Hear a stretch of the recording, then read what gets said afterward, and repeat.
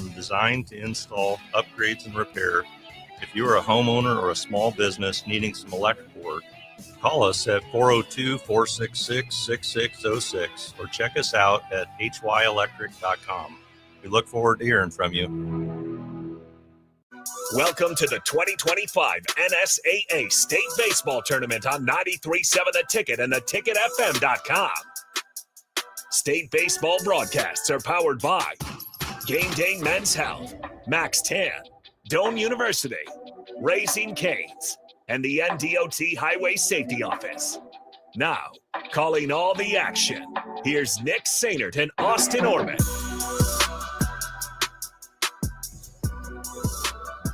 We have seen Papillion, La Vista, and Kearney been eliminated in the Class A bracket, but now it's time for the winner's side of things as we have the number one seed in the Class A bracket, the Lincoln East Spartans going up against the 4-seeded Millard South Patriots. Nick Sainert, Austin Orman alongside from Warner Park as we are ready to get going here. Teams have taken the field, and we are very ahead of schedule because they were concerned about some storms that were projected to move into our area in the later afternoon stages.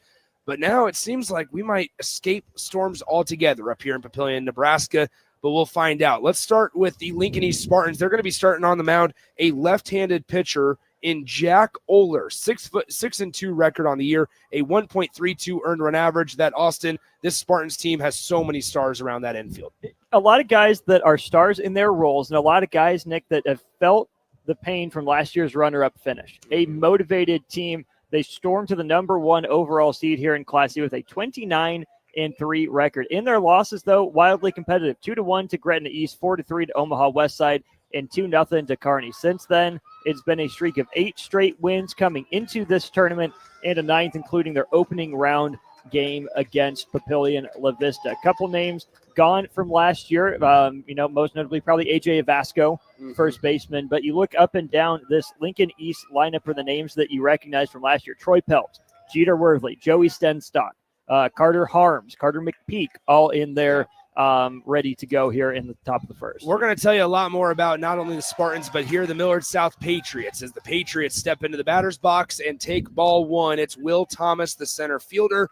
Here, appreciate you guys joining us. It's 1 ball, no strike here in the lefty-lefty matchup. The second pitch of the game is a ball low and out of the zone, 2-0.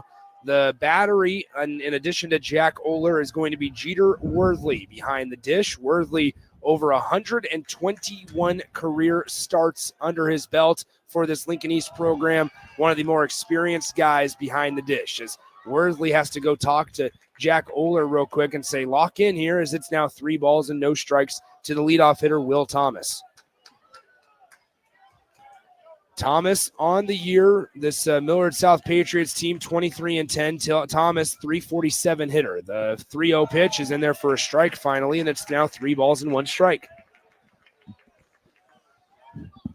So 3 balls, 1 strike, nobody out. First batter of the game here for the Millard South Patriots. The 3-1 pitch, rather, is going to be fouled off hard left side, and it'll be a full count, 3 balls and 2 strikes. We saw it last game for Kearney and for Papillion La Vista South. One pitcher did a really good job of getting on top of hitters early in the count. The other one, not so much. We saw one of them, their pitch count, get increasingly higher and higher and higher at a rapid rate. Here's Oler's 3-2 pitch. This one driven hard through the right side, fielded cleanly by the first baseman, and Kalai Larson able to run over to the first base bag, step on it in time for out number 1. So 1 up, 1 down after Jack Oler fell behind 3-0 to the leadoff hitter. Did a nice job of coming all the way back, and he induced the ground ball out to the first baseman, Kalai Larson. Kalai actually started game 1 of the tournament for the Spartans in a 6-0 win over the Papio Monarchs. You can hear the wind still howling a little bit. It has not changed direction, still blowing out towards those bleachers in the left field area. We saw 1 home run in our last game by Minderman, one of the starters for Papillion La Vista South. We have a little bit of uniform troubles. Looks like Jeter Worthley needed to grab a new belt. But here we go. We're ready to go here for the second hitter of the game, and it's Brady Parrish. Parrish, the left fielder today, takes ball one, low and away, 1-0. One of the better hitters in the state, Nick. Parrish on the year, a 470 hitter, 45 of 96. 1 ball, no strikes, 1 out here. Ball 2, low and away, 2-0. And once again, this is now 6, 7, 8 pitches through a batter and a half or so for Jack Oler. Has struggled with command a little bit here as the 2-0 pitch is there in the zone for a strike, 2-1. Jackson Apin is in the on-deck circle. But first, it's Brady Parrish up at the plate. The 2-0-1 pitch is going to be fouled sharply to the left. 2 balls, 2 strikes. Count is now even. 2 balls, 2 strikes, 1 out here in the top of the first inning between Lincoln East and Millard South. Millard South, the visitors. Lincoln East, the designated home team. The 2-2 offering, breaking ball well outside, 3-2. You could tell the sharp bite that pitch had it even from up here. Jack Oler. 3 balls, 2 strikes to Brady Parrish. The pitch is outside corner, strike 3. Parrish check swung on that one. I don't think they got him on the swing, but they got him on the spot as it was a pitch on the outer part of the zone, clipped the strike zone. A good job behind the dish by Jeter Worthley, helping his pitcher out, and it's strike 3 on the backwards K to Brady Parrish. That brings up the 3-hole hitter, the starting third baseman, Jackson Apin. Apin on the campaign, 396, and he takes strike 1 on the outer part of the zone, 0-1. So a really nice job there by Jack Oler, the man on the mound, the lefty, able to place that one. Now he's going to have a chance to field a ground ball, turns, fires to first at Kalai Larson, and it's 1-3 on the putout and a 3-up, 3-down inning for the Lincoln East Spartans defense and Jack Oler on the mound. We turn to the bottom half of the first.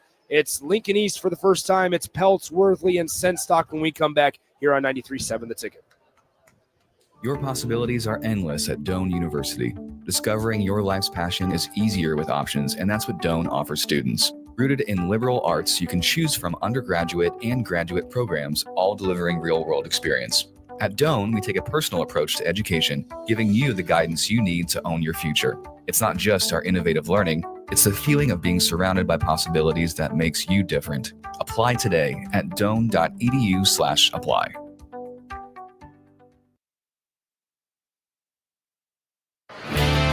Back to the 2025 State Baseball Tournament on 93.7 The Ticket and theticketfm.com.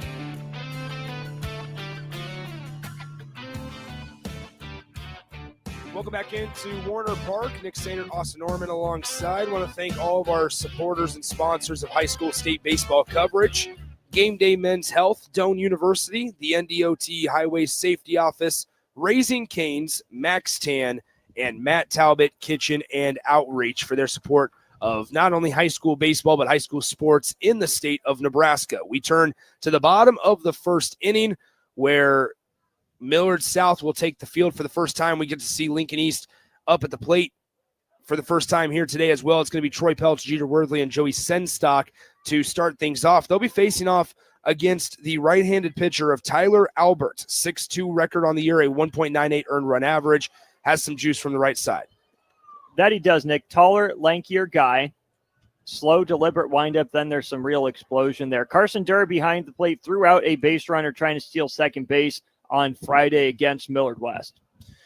You look at Lincoln East, and their team batting average is .317.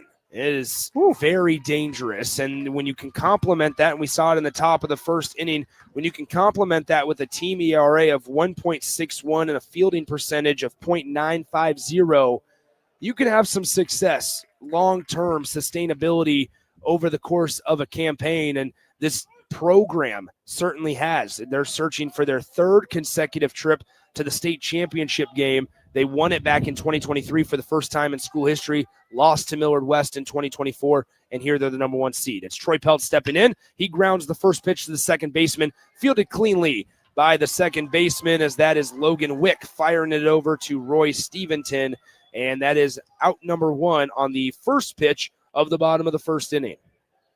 I don't mind the aggressiveness out of Troy Peltz there. I just got on top of it a little bit.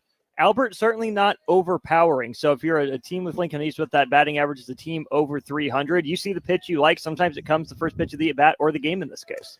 So now stepping into the box, the future Husker, Jeter Worthley. Worthley hits from the right side. His older brother, Jalen, a very key part when healthy of that Huskers bullpen. Jeter previously committed to the University of Michigan back in his early days, but then made the change and decommitted and then ultimately committed to Will Bolton, the staff. It's 1 ball, 1 strike to the Spartans catcher, number 42, Jeter Worthley. The pitch on the way from Albert is outside, 2 balls, 1 strike.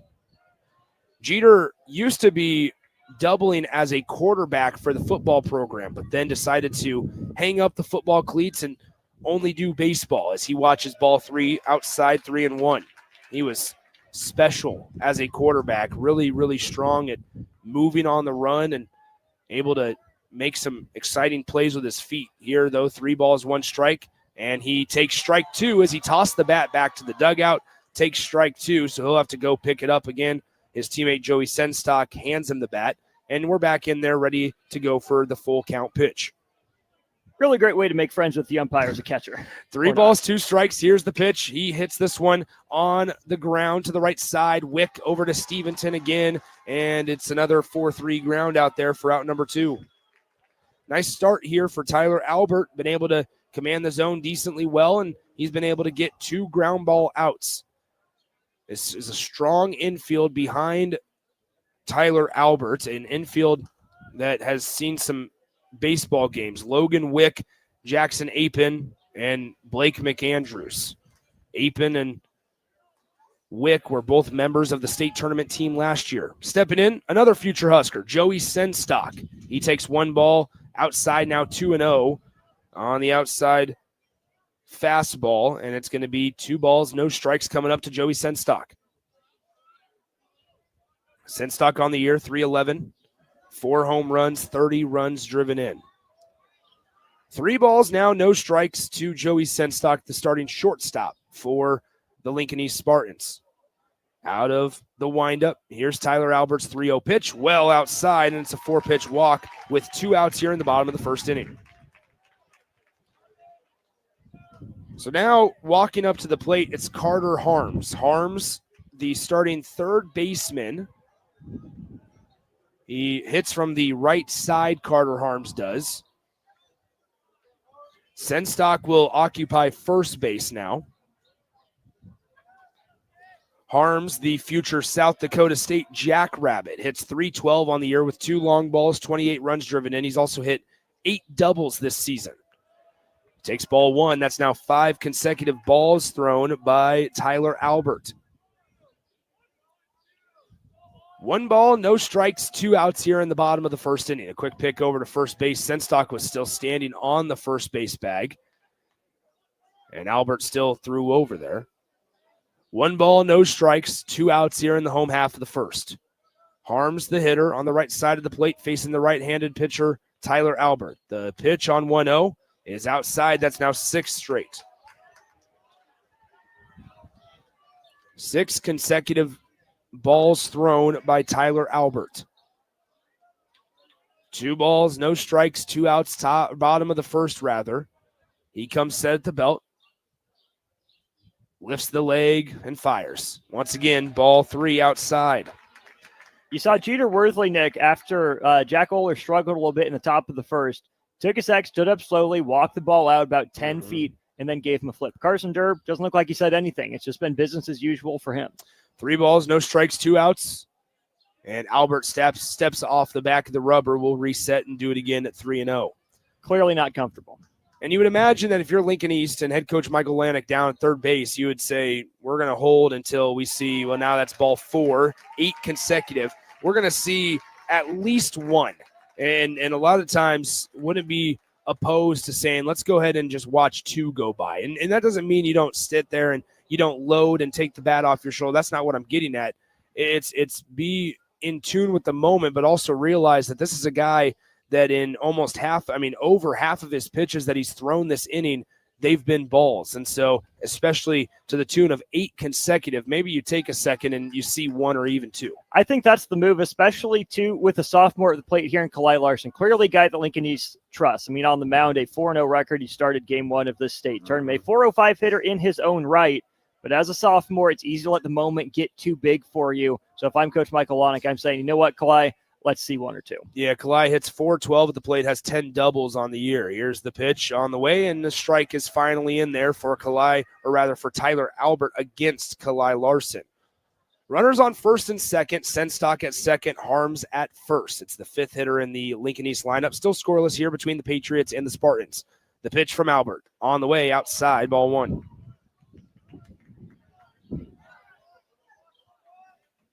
It's been a day of fast-moving baseball games. Just about an hour and 45 minutes on average right now. 1 ball, 1 strike, 2 outs here in the bottom of the first. Senstock dancing around at second. Albert sends a pitch home. It's going to get to the backstop. He was obviously concerned with Senstock at second base when at the end of the day, get Kalai Larson at the plate and you're going to be just fine. You have 2 outs in the bottom of the first inning, but the runners move up on the wild pitch. And now 2 runners in scoring position. Nick, Albert's a right. He's on the extreme third base side of the rubber, and the majority of his misses have been low and out, especially. He is yanking it. He is really holding on to that ball. He is not on time with his mechanics. 2 balls, 1 strike here. Millard South trying to get out of a jam. This one low and away again. 3-1. Tyler Albert. 11 of his last 12 pitches have been balls.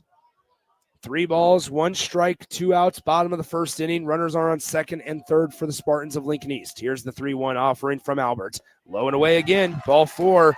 And now we have a bases loaded situation for number 2, the right fielder, Carter McPeak. McPeak, he comes in on the year with a .250 batting average, 19 hits and just over 80 at-bats. He does have 1 long ball. He's driven in 19 runs. But once again, we're talking 12 of your last 13 have been out of the strike zone for Tyler Albert here in this first inning. You don't want to force anything just to try to be the hero. We have a stoppage in play as there's a conference on the mound. Let's step aside for 30 seconds and come right back. When daily energy fades and your drive just isn't what it used to be, Game Day Men's Health helps you step back into top form. Game Day Men's Health is one of the country's fastest growing clinics, and they focus on men's wellness, providing customized solutions with professionalism and privacy in mind. Testosterone optimization, weight management, vitamin injections, and shockwave therapy are just a few of the many things they offer. Restore your energy and rediscover confidence with the help of Game Day Men's Health, because every man deserves to feel his best every day. Visit them online at GameDayMen'sHealth.com today or in person at one of their 2 locations in Omaha. Back to the 2025 State Baseball Tournament on 93.7 The Ticket and theticketfm.com.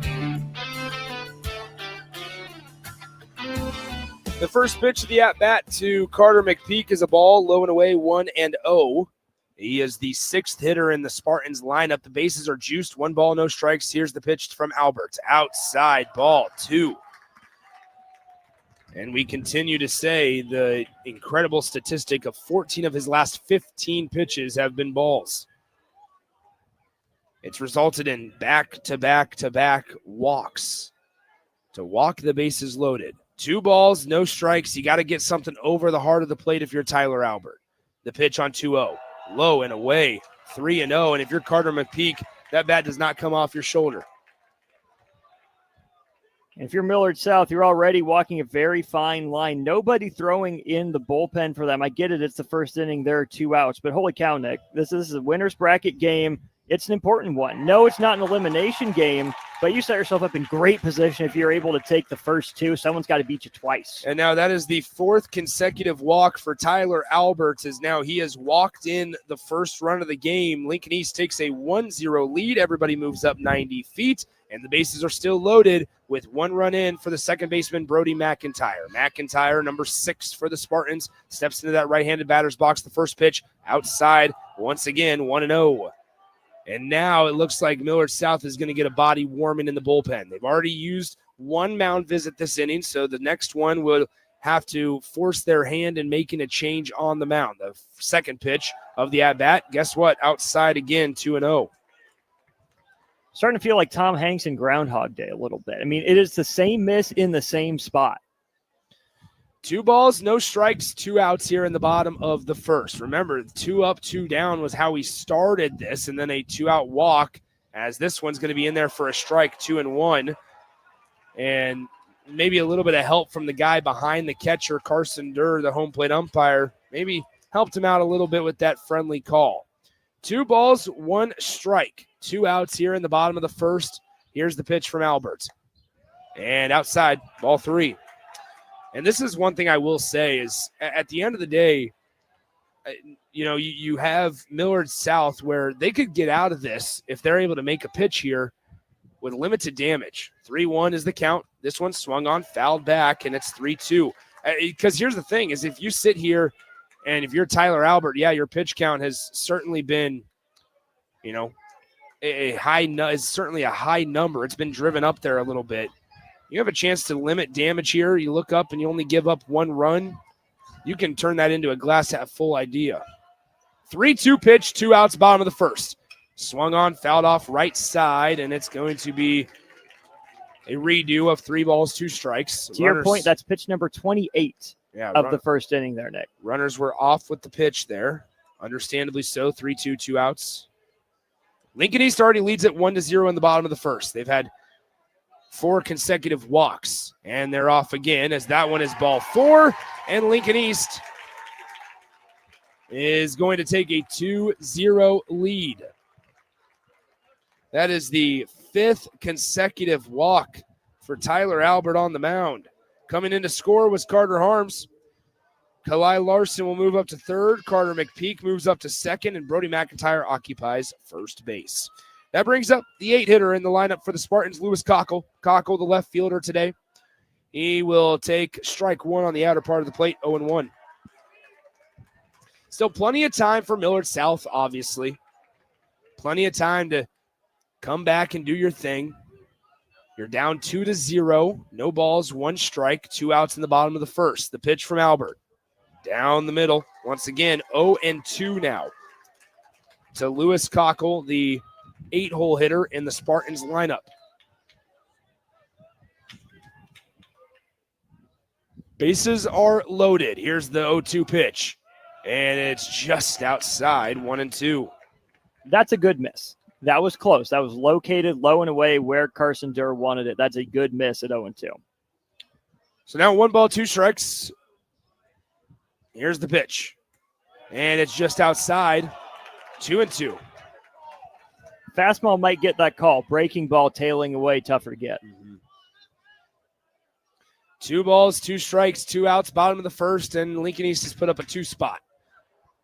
Here's the pitch from Albert. On the way, just outside again. Just missing that outer part of the zone, according to the home plate umpire. And now that runs it full once again. Nowhere to put him. Here's the 3-2 pitch. Swung on and missed. Tyler Albert finally gets out of the jam. And after 1 inning of play, your score, the Lincoln East Spartans 2. They scored 2 runs on no hits. They use 5 consecutive walks to do it. They scored 2 runs on no hits, no errors for Millard South. 3 Spartan runners left on base. We head to the top of the 2nd inning with the Patriots down 2-0. Jack Oler back out there for a 2nd inning of work right after this on 93.7 The Ticket. At Raising Cane's, we focus on being the best at one thing and getting it right every time. Which is why every chicken finger meal we serve is marinated, hand-battered, cooked to order, and made just for you.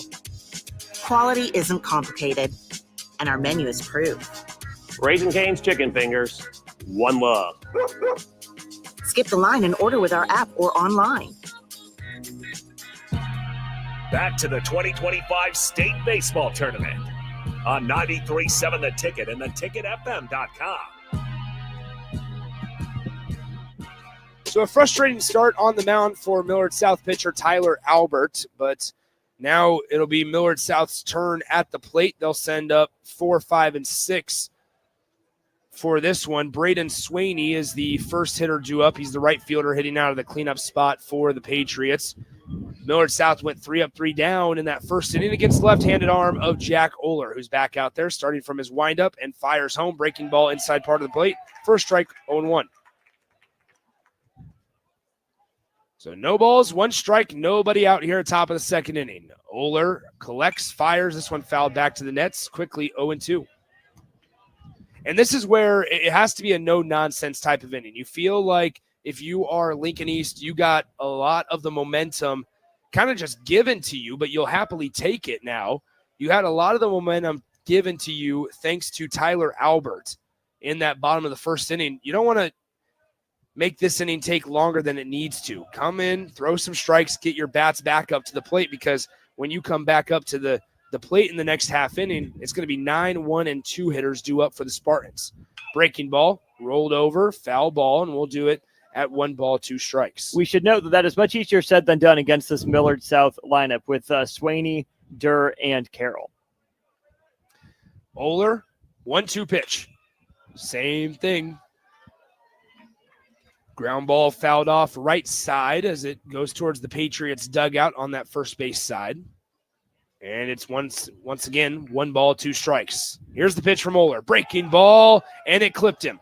It hits him on the right arm, and so Oler allows a hit by pitch, and that is a good way to start. If you're Millard South, you get your leadoff hitter on base via a hit by pitch, and that brings up the catcher, number 12, Carson Durr. Durr on the year, 500 hitter, 19 hits and 38 at-bats. Not a whole lot of sample size there. Here's Oler out of the stretch for the first time today. The pitch upstairs, 1-0. If you're Durr, you know that he's been able to spin that breaking ball. If he hangs it, that wind blowing out to left, you're looking to do some damage on it. Runner at first, Durr at the plate. The pitch swung on, fouled back right side, and we'll have a 1 ball, 1 strike count coming up.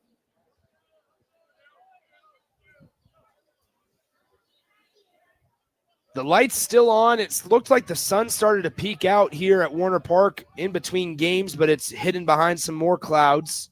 The 1-1 pitch from Jack Oler now to Carson Durr. Breaking ball hit well out to left field. The center fielder racing back, and is able to get there. A nice job by Troy Peltz out in center field. At first, I didn't think he was going to get there, but a great job policing center field. He ranges over to left center field, and he's able to make the catch for out number 1. He got an incredible jump. That was a really good first step there by Troy Peltz. No wasted movement. He got to that ball on a straight line. Brings up the designated hitter, Noah Carroll. Carroll hitting 6th today. Runner over at first base, they pick over, and he's back in time. Jack Oler, the man on the mound, going to be pitching for Northwest Missouri State next season. He leads the team in innings pitched this year, came into this game with 41 innings pitched on the year. They'll pick over again, and they got him that time. It was a deceptive move by Jack Oler. It looked natural, like he was going to get going home, but the man at first base, Braden Swaney, he almost fell for it the first time, which made you think, okay, he might be more cognizant of it the second time. However, he even got farther off on the base, away from the base that second time. And so a really frustrating thing if you're Millard South, as back at the plate, Noah Carroll takes strike 1, 0-1. Sweeney took that extra half-step shuffle, and Oler timed that move over to first perfectly. So that is out number 2 down that pickoff play. And here it's 1 ball, 1 strike to Noah Carroll. Here comes the pitch from Oler on the way. Breaking ball outside corner. Got it. And it's now 1-2. 1 ball, 2 strikes here to Noah Carroll from Jack Oler. The pitch. Fastball swung on. It was dropped by Worthley. They'll have to complete the play at first. They do in time, and it's another clean inning for Jack Oler on the mound. They get Swaney out on a pickoff attempt. They get Durr to fly out to center field, and Noah Carroll strikes out swinging for out number 3. We go to the bottom half of the second inning with Lincoln East up by 2. It'll be 9, 1, and 2 due up here in the home half of the second for the Spartans here on 93.7 The Ticket. At Raising Cane's, we focus on being the best at one thing and getting it right every time. Which is why every chicken finger meal we serve is marinated, hand-battered, cooked to order, and made just for you. Quality isn't complicated, and our menu is proof. Raising Cane's chicken fingers, one love. Skip the line and order with our app or online. Back to the 2025 State Baseball Tournament on 93.7 The Ticket and theticketfm.com. Welcome back into Warner Park. It's the bottom of the second inning between Lincoln East and Millard South. Tyler Albert back out there for his second inning of work, and you hope that it's a little less shaky than the first inning was, a first inning that saw 5 walks in a row. He ended up walking in Lincoln East 2 runs, and if you're head coach Michael Lanick, you can't be mad. You look up at the scoreboard, you've scored two runs on 0 hits, but you did leave 3 guys on base last inning. However, Austin Norman, you sit up there and you feel like you might have gotten those given to you. You got them given to you, but you also earned it at the same time. Nick, all that came with 2 outs. Peltz went after the first pitch. Worthley saw, I think, 6 of them. And then it was the 5 straight walks after that. So that's resolved. That's great. That's grinding out at bats. Here's Albert. First pitch is low and away for a ball, 1-0. And this is where it's going to be interesting to see, okay, what kind of but change in mentality happened for Tyler Albert. He missed low and away consistently. And when we say consistently, we're talking about on 13 straight pitches. What can you do differently? What have you tried differently in the middle of those innings to make a change? As now that one finally paints the outside part of the zone for a strike 2-1, to where you can't make last innings mistakes compound into 2 innings mistakes. Here's the 2-1 offering from Albert. Low and away, 3-1. I feel like I've said the same thing over and over and over again. You're getting really good at it. Low and away. Misses low and away. 3 balls, 1 strike, nobody out, bottom of the second inning. The pitch swung on, fouled off right side, and it'll be full at 3-2. To his credit, these misses have been closer. Durr's not having to go to a knee to get him. He's not lunging to the other batter's box. It's kind of in that shadow zone. 3 balls, 2 strikes, nobody out to Tanner Peterson. The pitch upstairs, ball 4. I'm glad you remember how to say up. Tanner Peterson draws a leadoff walk. Peterson was doing the DHing today. They're going to bring in number 30, Bryson Rhodes, to pinch run for Tanner Peterson. So he'll occupy first base. And Tyler Albert, I wouldn't be surprised to see his day done. It looks like his day is going to be done. They're going to make the call to the bullpen. He exits after surrendering his 6th walk in just 1 inning, plus 1 inning and 1 batter is all that Tyler Albert saw, and he's going to have a lot to think about as he will welcome in the next pitcher, his replacement, to the mound. We'll step aside, come back in about 60 seconds here on 93.7 The Ticket. Jumpstart your summer to the max. Walk into any Max Tan in Lincoln and get a $5 standing tan session or a $5 red light wellness booth session. Your summer tan starts today with $5 sessions at Max Tan with 3 Lincoln locations. When daily energy fades and your drive just isn't what it used to be, Game Day Men's Health helps you step back into top form. Game Day Men's Health is one of the country's fastest growing clinics, and they focus on men's wellness, providing customized solutions with professionalism and privacy in mind. Testosterone optimization, weight management, vitamin injections, and shockwave therapy are just a few of the many things they offer. Restore your energy and rediscover confidence with the help of Game Day Men's Health, because every man deserves to feel his best every day. Visit them online at GameDayMen'sHealth.com today or in person at one of their 2 locations in Omaha. This is Lincoln's home for sports talk on the FM dial. Also online at theticketfm.com. On the internet. KNTK FM Firth, 93.7 The Ticket. Back to the 2025 State Baseball Tournament on 93.7 The Ticket and theticketfm.com. Back here on 93.7 The Ticket, theticketfm.com. Nick Sandert, Austin Norman with you. Bottom of the second inning, Lincoln East is up 2-0 on Millard South. New pitcher into the game for the Millard South Patriots. It's Noah Hawkinson. Hawkinson on the year, a 6-1 record, a 1.68 earned run average. Tyler Albert's day is done, but he faced all 9 batters. He walked 6 of those 9 batters that he faced, did have 1 strikeout. No hits allowed, but is responsible for the man on first base. So, due up now, it's the top of the order for the Lincoln East Spartans. It's Troy Peltz. Peltz grounded out on the first pitch of the game that he saw from Albert back in the first inning over to the second baseman. He stands into the left-handed batter's box with one man occupying first base. That guy at first is Bryson Rhodes, who's the pinch runner for Tanner Peterson, who reached on a leadoff walk. The first pitch of the game for Hawkinson is on its way. It's a breaking ball, finds the outer part of the plate for a strike, 0-1. I really like that. That's confidence coming in out of the bullpen. It's been in a breaker for your first pitch of the night. Hawkinson working from the stretch. No balls, 1 strike, nobody out. He comes set at the belt. Turns, picks, and back in time was Bryson Rhodes. No balls, 1 strike, nobody out here. Bottom of the second. 2-0 Lincoln East. Lincoln East has yet to record a hit. They squared a bunt. The runner goes. The throw down by Durr is in time.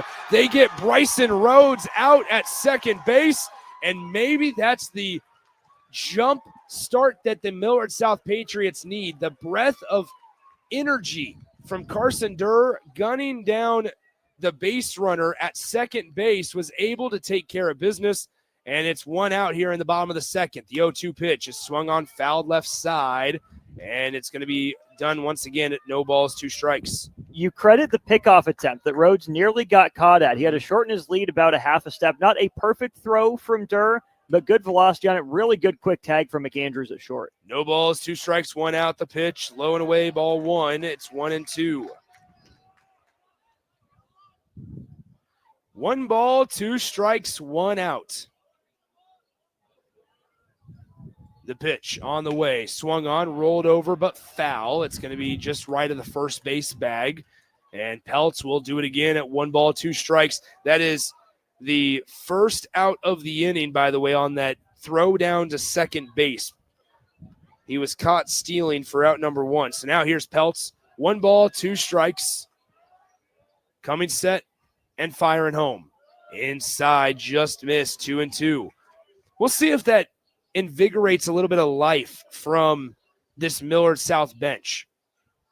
1 ball, 2 strikes, 2 balls, 2 strikes. Here's the pitch, up and away, ball 3. Nick, we know this is a really talented Lincoln East lineup. We know these guys can spray the ball all over the yard, but if you're Millard South, you got to start trusting yourself. You got to start trusting your defense. Even the best hitters in the state will get themselves out, 6.5, 7 times. Peltz fouls off another one on the inner part of the plate. 3-2. We'll do it again. Count is still full. And that comes with throwing competitive strikes, right? Not just serving it right over the middle of the plate. But Hawkinson now is kind of nibbling on the inside corner, really nibbling on the outside. Just go after him, especially with 2 strikes. 3 balls, 2 strikes. The pitch swung on, fouled off again, and Peltz stays alive.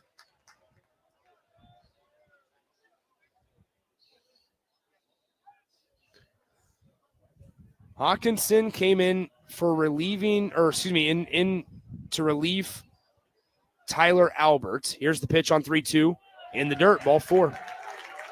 And that's the one thing that you cannot do. Millard South obviously trying to win this game, but you talk about setting yourself up for future success in the tournament. Whether you have to play an elimination game tomorrow or not, it's a lot of just figuring out ways to be competitive and get yourself as a team in a good spot pitching-wise for the rest of the state tournament. Runner at first is Peltz.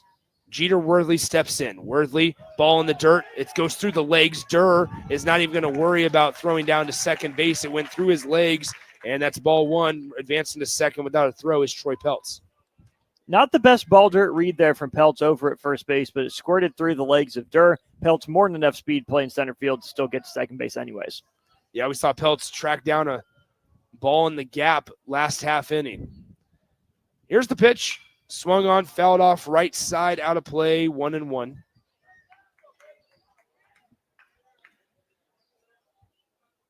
After our first two games of the day went by in the flash of an eye, or in the blink of an eye, rather, these ones, especially in the home half of each first and second inning, taking a little bit on more of a marathon of a pace.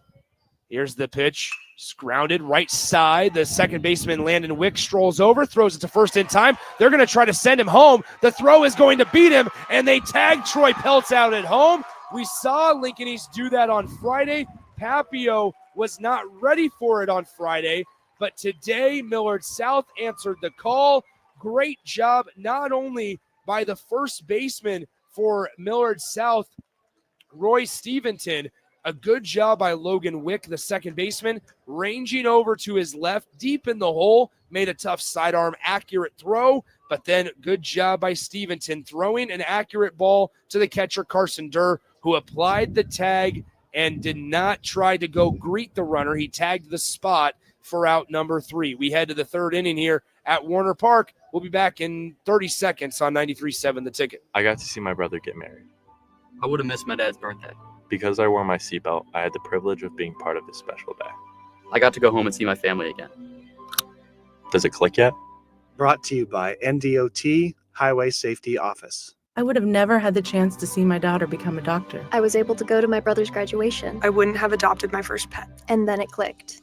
My seatbelt saved my life. Does it click yet? Brought to you by NDOT Highway Safety Office. Back to the 2025 State Baseball Tournament on 93.7 The Ticket and theticketfm.com.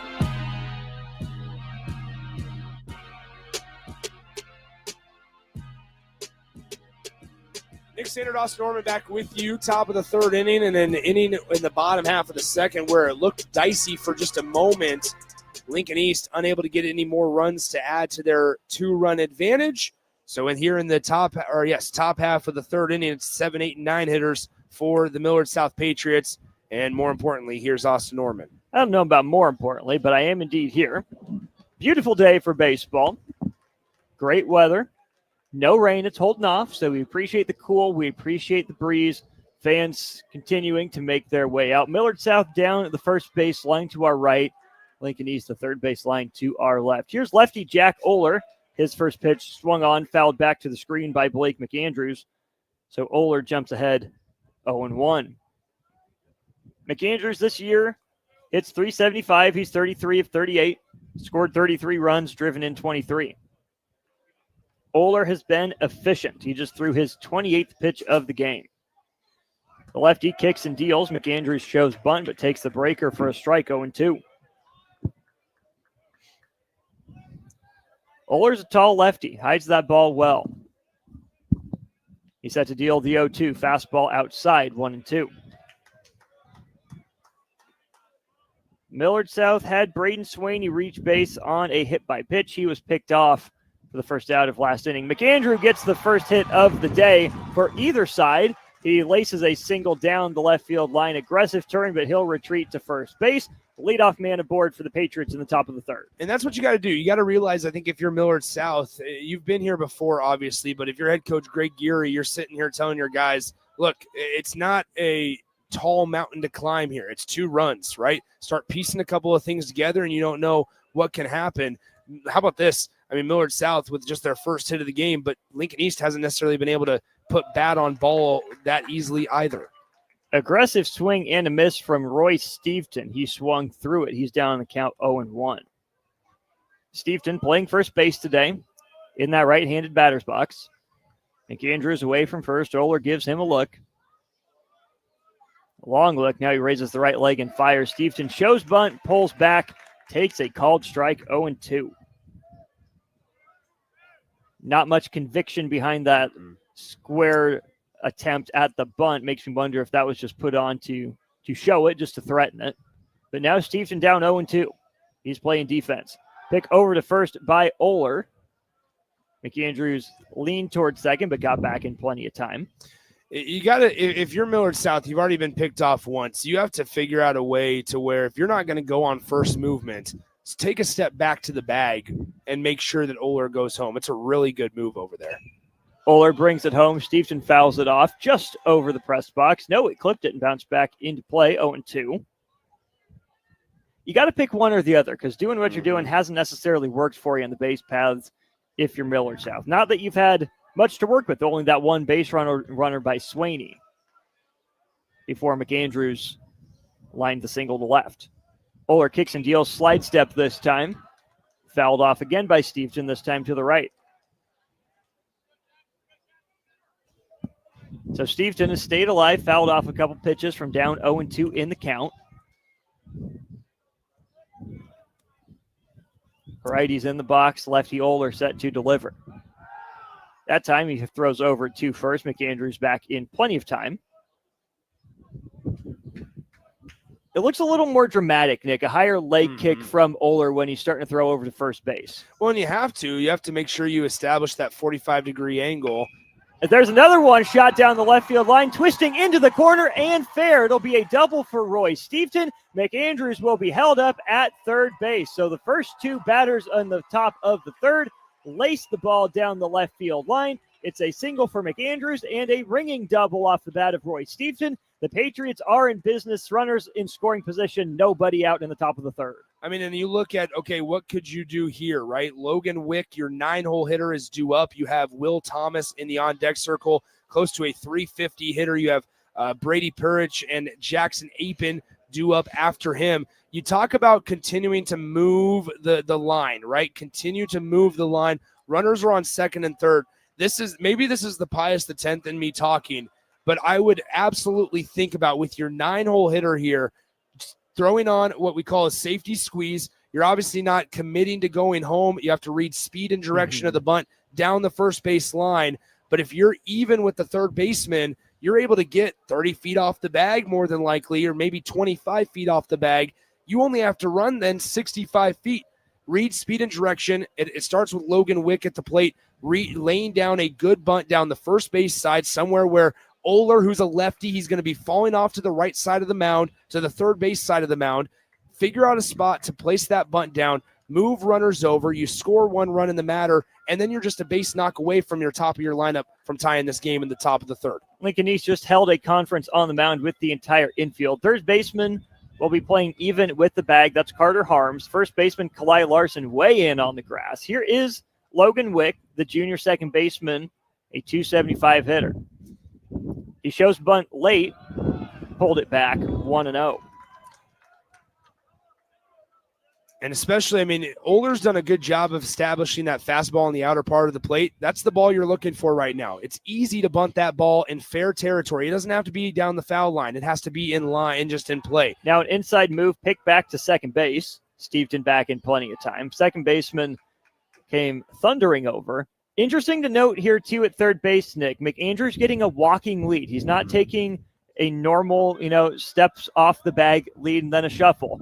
He's a walking lead into a jog. Here's the bunt laid down by Wick. Throw comes home. Not in time. McAndrews read it perfectly. He snuck in just ahead of the tag by Jeter Worthley, and Millard South is on the board with runners on the corners. I'm surprised that Harms didn't go with a glove flip there. It's when you're talking about a safety squeeze, it's essentially what I just mentioned and referred to as a possibility of what they should do with their 9-hole hitter. But I'm surprised that a bunt like that, knowing that the runner at third base, in this case McAndrews, was staying even, or even for more specific just context, about a step in front of the third baseman, knowing you're racing against the clock there, it's probably a glove flip. That's your best chance to get him out at home plate. But now you have runners at the corners with less than 2 outs. Oler kicks and deals. That breaking ball didn't. Goes over the head of Will Thomas, 1-0. I can understand, though, Nick, playing it safe and wanting to trust the hand that you throw with. Maybe not a glove flip, but maybe just a little option pitch. Might have gotten the ball there like you're turning a double play in the middle infield. Oler set. He brings it home. Thomas shows bunt again, but pulls it back, 2-0. But that's the type of thing that, that type of buy-in is what you have to have in the state tournament. You have to have guys that are just willing to move the line and not be the hero. It ends up even working out better than probably expected because they were surrendering the 1 out to first base. Lincoln East gave them a cookie, saying, we'll go ahead and give you a run and the single. Thomas takes a fastball called strike on the outside edge. Thomas not happy with it. He thought that was off the plate. But Jack Oler gets the call. Oler just threw his 40th pitch of the game. He's only allowed the 2 hits. It's 2-1 East over Millard South right now. Thomas squares the bunt yet again. This one down the first base line. Good decision by Kalai Larson, the sophomore. A lot of first basemen, Nick, might have rushed that, picked it up, taken the out at first, but that would have allowed the run to score. Instead, Kalai Larson waits for just that extra half second, lets that one roll foul. Well, and it's understanding where you're playing, right? Here at Warner, obviously, since it's natural grass and dirt, there's a cut, and once that ball hits that cut, it's going to take a shot to the right. On turf, there's no change in elevation of parts of the field, and so figuring out, understanding that one's going to bounce to the right is important. So now counts even between Oler and Millard South's leadoff hitter, Will Thomas. Oler threw over to first, trying to keep Wick at bay. So that play, I'm going to be honest, was not even to worry about the first base runner. Lincoln East was checking to see if the runner at third base was extending off the bag. He was not, and so they did not call the pickoff play. We used to do a very similar thing back in high school. We would check the runner at first. If we saw the runner at third, I would make the call from behind the plate saying, all right, we're going to do this one. The very next pitch, we'd fake the throw. We'd step off the rubber, fake the throw to first, throw it back to third. Worked a lot of the time, and coaches thought it was a balk. It was perfectly legal because you stepped off the rubber. As long as you disengage. Here's a full count pitch from Oler to Thomas. Chopped to the right side. Larson gloves it. He brings it home. He does not actually. Puts it in his pocket. It is an infield single for Will Thomas. Indecision from Kalai Larson. Did not make the throw home. It would have been too late, but did not have the wherewithal to turn and fire to first. So no out recorded, and all of a sudden this game is tied. And once again, I mean, just to continue on to this is because they chose to hold Logan Wick, and not that they shouldn't have, but they were holding Logan Wick on at first base. The first baseman, Kalai Larson, could have been a couple of steps off of the bag or at least in front of it to where you could still pick over and maybe try to tag the leg of Logan Wick if you wanted to, but they were worried about holding on Logan Wick at first base, and because of that, he got a late jump crashing off of that short chopping ground ball. It was in between the pitcher's mound. It worked somewhat like a swinging bunt, and the second baseman was a little slow getting over to the first base bag to cover, and there was no play anywhere. And that's going to be exactly what Millard South wants. And now, I mean, here you are fully in business. You look at this, instead of let's tie this up, you're now looking at it as let's put up a crooked number and try to get Jack Oler's time on the pitcher's mound to be expired and go a little quicker than what it looked like through those first 2 innings. There is some activity out in the Lincoln East bullpen, straight beyond center field. Up to bat, Brady Parrish. He struck out looking in the first. Kalai Larson way in at first, expecting bunt. Inside move, no, pitch back to second base. Parrish, a .469 hitter this season. 45 hits and 96 tries entering the state tournament. He's driven in 27 runs. Number 28 would put his team ahead here in the third. 2-2 Millard South and Lincoln East. Class A winners bracket game. Parrish does square to bunt. Takes a fastball and great heads-up base running from Logan Wick. The third baseman, Carter Harms, was creeping in as Parrish showed bunt. Wick realized he would not be able to make it back to the bag in time, so Wick says, thank you very much, I'll take the 90 feet. Incredible base running. That's something that is not a play that can be put on via a sign given by the third base coach. That is just heads up, being mentally engaged while you're out there on second base. That's really good stuff from Carter Wick at second base. Now runners on the corners as the runner at first takes off. They'll give him second base as Worthley pump fake the throw to second base. Again, checking that runner at third base, seeing if he would extend that lead. He does not. So now, second and third, nobody out for 2, 3, 4 in the Patriot order. And once again, you got to have the mentality, move the line. Continue to move the line. It's worked to this point. Doesn't matter what part of the order you're in. Larson will back up onto the cut at first base. Parrish, a lefty, waits on the pitch from the lefty. Oler misses low and away, 2-1. Danger zone for Lincoln East, the number 1 overall seed in this Class A tournament. They scored 2 in the bottom of the first on 5 walks with 2 outs. But now it's been a hit parade for Millard South in the top of the third. Oler, big leg kick, breaking ball, and a beauty. Locked up Parrish, 2-2. I like that, Nick. Behind in the count as a high school hitter, you're looking for the fastball. That's pitching backwards from Jack Oler. He's back even in the count. 2 balls 2 strikes. Parrish a lefty, Oler a lefty. Long look at second base. Oler leg kick brings it home.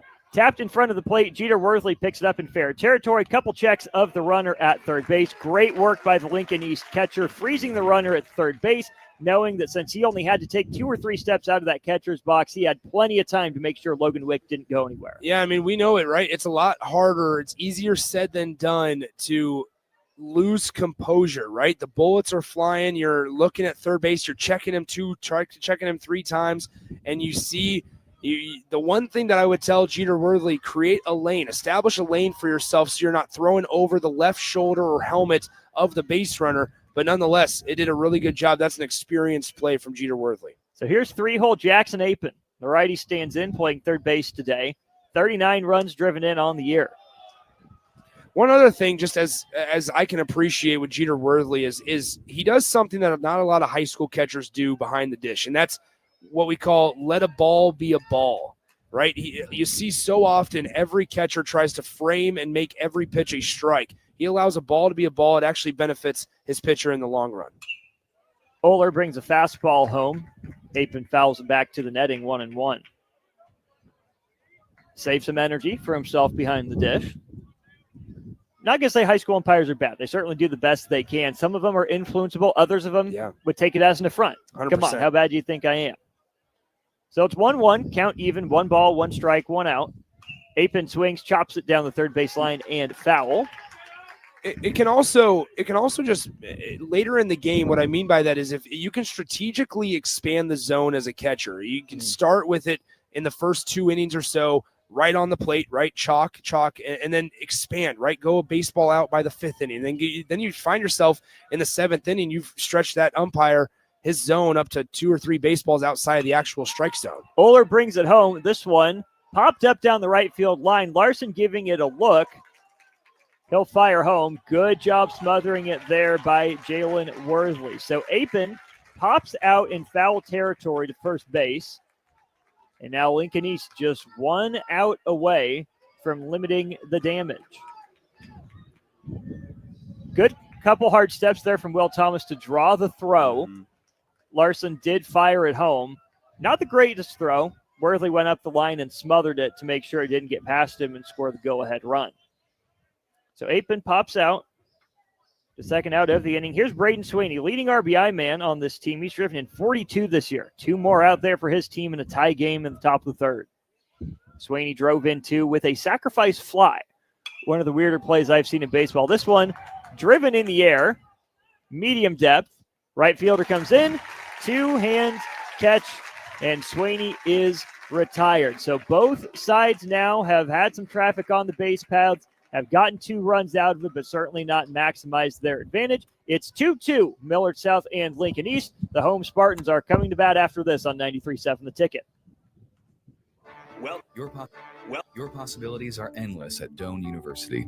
Discovering your life's passion is easier with options, and that's what Doane offers students. Rooted in liberal arts, you can choose from undergraduate and graduate programs, all delivering real-world experience. At Doane, we take a personal approach to education, giving you the guidance you need to own your future. It's not just our innovative learning, it's the feeling of being surrounded by possibilities that makes you different. Apply today at doane.edu/apply. Back to the 2025 State Baseball Tournament on 93.7 The Ticket and theticketfm.com. Deuces Wild here in the bottom of the third inning. 2-2, Millard South and Lincoln East. Austin Norman, Nick Sainert with you. Noah Hawkinson returns to the mound. He came on in relief of Tyler Albert, who really struggled. He got the first 2 outs on 4-3 putouts and then completely lost command. 5 consecutive walks with 2 outs in the bottom of the first inning led to 2 Lincoln East Spartan runs. The man who drew the first of those walks strides to the plate now, right-handed batter Joey Senstock. He wears number 4 for Lincoln East, as Nick mentioned, a Nebraska baseball commit. Senstock hits .310, 26 out of 84. Gone deep 4 times, driven in 30. Hawkinson took 12 pitches to get out of the second inning. Righty Kicks and fires, fastball, strike one. Hawkinson walked Tanner Peterson, who Carson Durr erased with a caught stealing. Also walked Troy Peltz, but on Jeter Worthley's ground out to second base, Peltz, who had taken second on a pass ball, attempted to score. There's a good throw from first baseman Roy Steefton to cut him down at the plate. Senstock lines that one back up the box into right center field. He's aboard with a leadoff single here in the home half of the third. It's a good approach by Joey Senstock, right? Taking a 2-0 fastball, probably going to feel like you have a good chance at being able to attack that one, and it's going to be a leadoff single. Good job by Joey Senstock. That brings up number 3, Carter Harms. Harms drew the second of the 5 consecutive walks back in the first. Pick over to first base by Hawkinson, and Senstock's back in time. Harms comes into today with a .312 batting average. He's driven in 28 runs. Righty-righty matchup. Hawkinson delivers. Breaking ball in the dirt. Dirt keeps it in front. 1-0. Millard South wearing red tops, white pants. Lincoln East, white on white. Spartans and Patriots here from Werner Park, Class A State Baseball Tournament. Hawkinson comes set in his close stance on the mound. Now Harms squares to bunt. He pulls back on that fastball. The letters 2-0.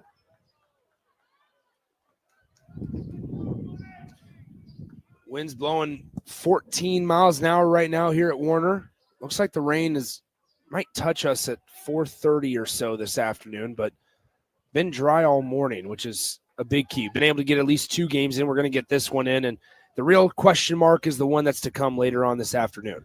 Hawkinson picked over to first. He brings it home now. That one missed. It's now 3-0.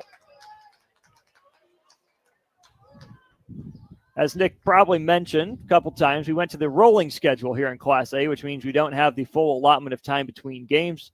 We just keep the action rolling. Harms in a 3-0 count takes a fastball outer edge, strike one. Now 3-1. Third baseman Jackson Apin playing even with the bag. Harms showed bunt earlier in the at-bat. Middle infield, not quite double play depth. Couple hard steps from Senstock at first base. Doesn't matter. Carter Harms will draw a walk. Looked like a decent pitch, but missed just up. So a 5-pitch walk. Now the first 2 batters have reached for Lincoln East after Millard South started their half of the third inning the same way.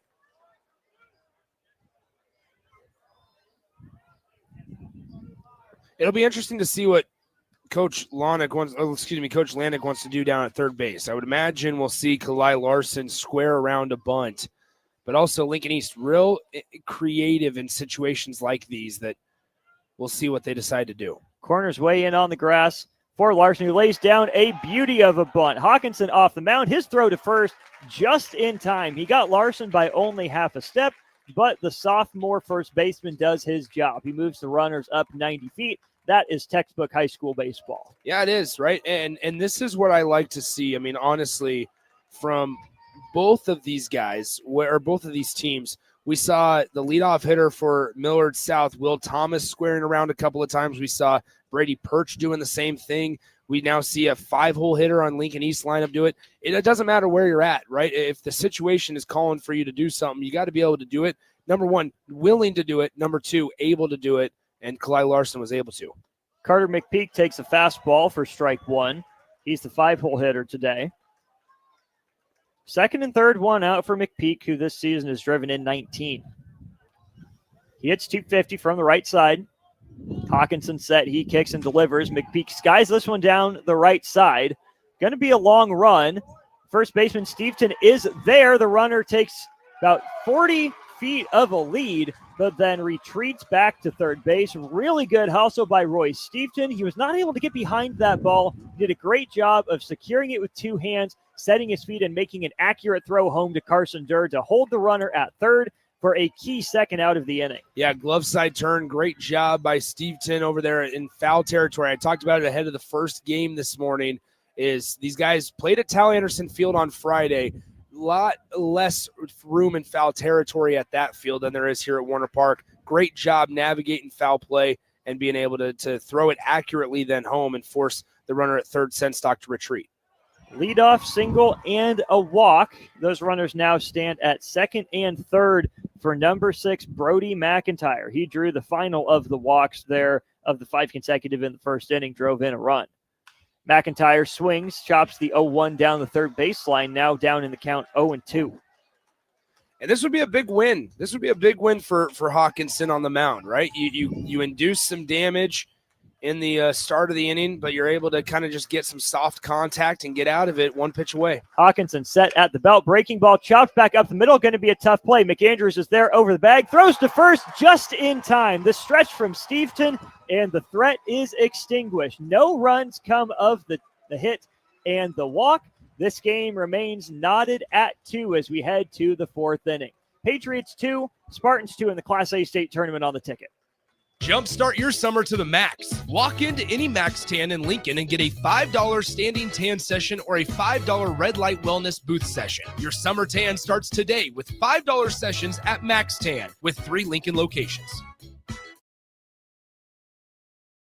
When daily energy fades and your drive just isn't what it used to be, Game Day Men's Health helps you step back into top form. Game Day Men's Health is one of the country's fastest growing clinics, and they focus on men's wellness, providing customized solutions with professionalism and privacy in mind. Testosterone optimization, weight management, vitamin injections, and shockwave therapy are just a few of the many things they offer. Restore your energy and rediscover confidence with the help of Game Day Men's Health, because every man deserves to feel his best every day. Visit them online at GameDayMen'sHealth.com today or in person at one of their 2 locations in Omaha. Back to the 2025 State Baseball Tournament on 93.7 The Ticket and theticketfm.com. At Werner Park, it'll be 5-6-7 due up for Millard South. I'm off Norman, Nick Sainer to my left at Werner Park. Carson Durr leads off the top of the 4th for Millard South. He flew out to center his first at bat. 2 runs on 3 hits for Millard South, 2 runs on 1 hit for Lincoln East. Durr shoots that one down the right field line, twisting foul, 0-1. Nick, if I asked you for both these teams, they had 2 runs on the board, opportunity for more. Are you going to credit the pitching and the defense? Or are you going to say the approach went out the window a little bit for the offense, not maximize the opportunities? I think you're more frustrated if you're Lincoln East. And the reason I say that is because you were given free bases, 5 of them in a row, and you couldn't execute with the bat. Like you were given them, and you would have liked to have been able to get 1 hit, 2 hits, right? Get it through the field, get it through the infield and into the outfield, and you just weren't able to do that. So I think from Millard South, you feel a little bit better because you're starting to string some contact together on Jack Oler, But for Lincoln East, you're still struggling now against Noah Hawkinson in terms of consistent stringing base hits together. Durr goes 3 unassisted for the first out of the top of the 4th. That brings up Noah Carroll. Carroll struck out to end the 2nd. Jack Oler, tall lefty on the mound, brings in the breaking ball. Went for the back foot, but missed 2-0. Carroll doing the designated hitting today for starting pitcher Tyler Albert. He wears number 21. Fastball low, 3-0. Last inning in the 3rd, McAndrews led off with a single. Roy Steveton doubled. Logan Wick singled, and Will Thomas singled. Called strike on the outside edge. Carroll took a couple jog steps out of the box, but he'll be summoned back to home plate. Counts 3-1. Brady Parrish tapped one right in front of home plate. The Jeter Worthley threw down to first for an out. Jackson Apin popped out to first, and Braden Swaney, very disappointed in himself, just got under one that he flew out to right field for. Patriots got the 2 back that they surrendered in the first, so we're back even at 2. Nobody on, 1 out, 3-1 count for Noah Carroll, the designated hitter. Here's Oler. That fastball low and in. Ball 4. So a 1-out walk taken by Noah Carroll. He'll trot down to first base. Here comes Blake McAndrews. He got the rally going, as I mentioned, in the 3rd inning with a single.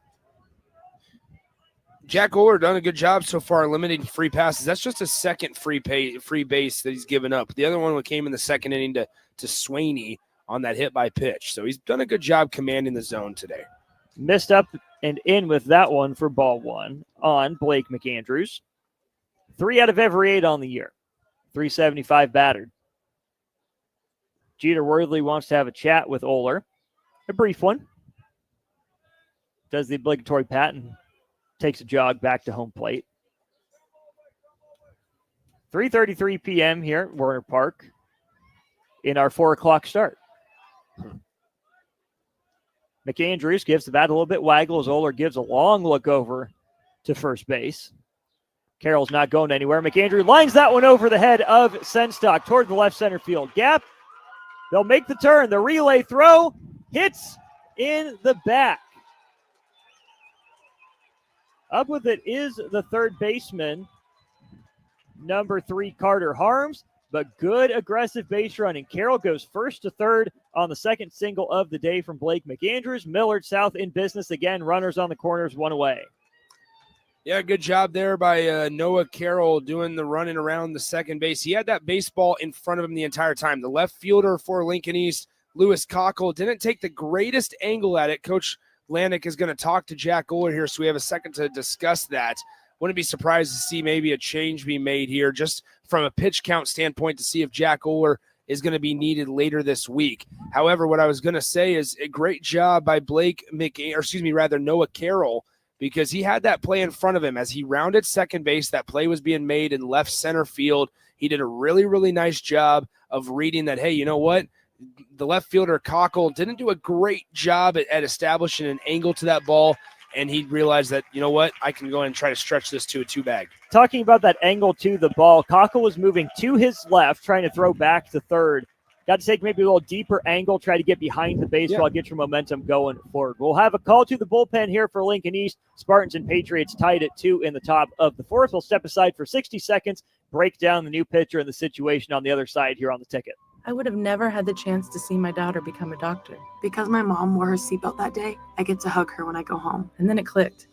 Because I wore my seatbelt, I learned that one moment in time can change a person's life forever. Brought to you by NDOT Highway Safety Office. The day we were hit was the second to last day of our high school careers. We were about to graduate as best friends together. And then it clicked. Because we wore our seatbelt that day, we still get to experience life together. Brought to you by NDOT Highway Safety Office. At Raising Cane's, we focus on being the best at one thing and getting it right every time. Which is why every chicken finger meal we serve is marinated, hand-battered, cooked to order, and made just for you. Quality isn't complicated, and our menu is proof. Raising Cane's chicken fingers, one love.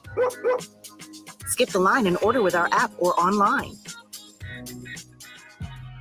Back to the 2025 State Baseball Tournament on 93.7 The Ticket and theticketfm.com. Runners on the corners with 1 out from Millard South. That signaled the end of the day for Jack Oler. He goes 3 1/3 innings. He gives way to Grayson Borkman, the junior pitcher only. 5-0 record on the year with a 2.82 ERA. I'm Oss Norman, Nick Sainert to my left. Feels like we've had a lot of big moments in this game already, Nick. Exactly what we expect from the 1-4 winners bracket matchup in Class A state baseball. Well, it is, and I think Millard South last year, one thing they showed us in 2024 was that they were just on the doorstep, right? They were here last year, just maybe a little bit of experience away. And a lot of people will say, oh, maybe one step away, one piece away. No, I think they just needed another year under their belt. Here they are. A lot of the guys that were sophomores last year or juniors this year playing some big roles. Borkman's a righty. He's set at the letters. He brings it home. Stevenson squares to bunt. He pops that one up. He dropped the bat head way down, leading to an easy pop out to catcher Jeter Worthley. And just like that, 2 outs in the inning. Royce Stevenson hit a double his previous at bat. This time he goes F2.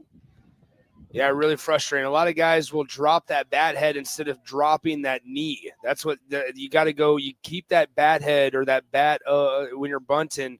Keep it at the top of the strike zone. If you have to go down to go get a lower pitch, drop the knee. Keep the bat angle the same. It's kind of a lazier approach just to drop the bat head and hope it finds the turf.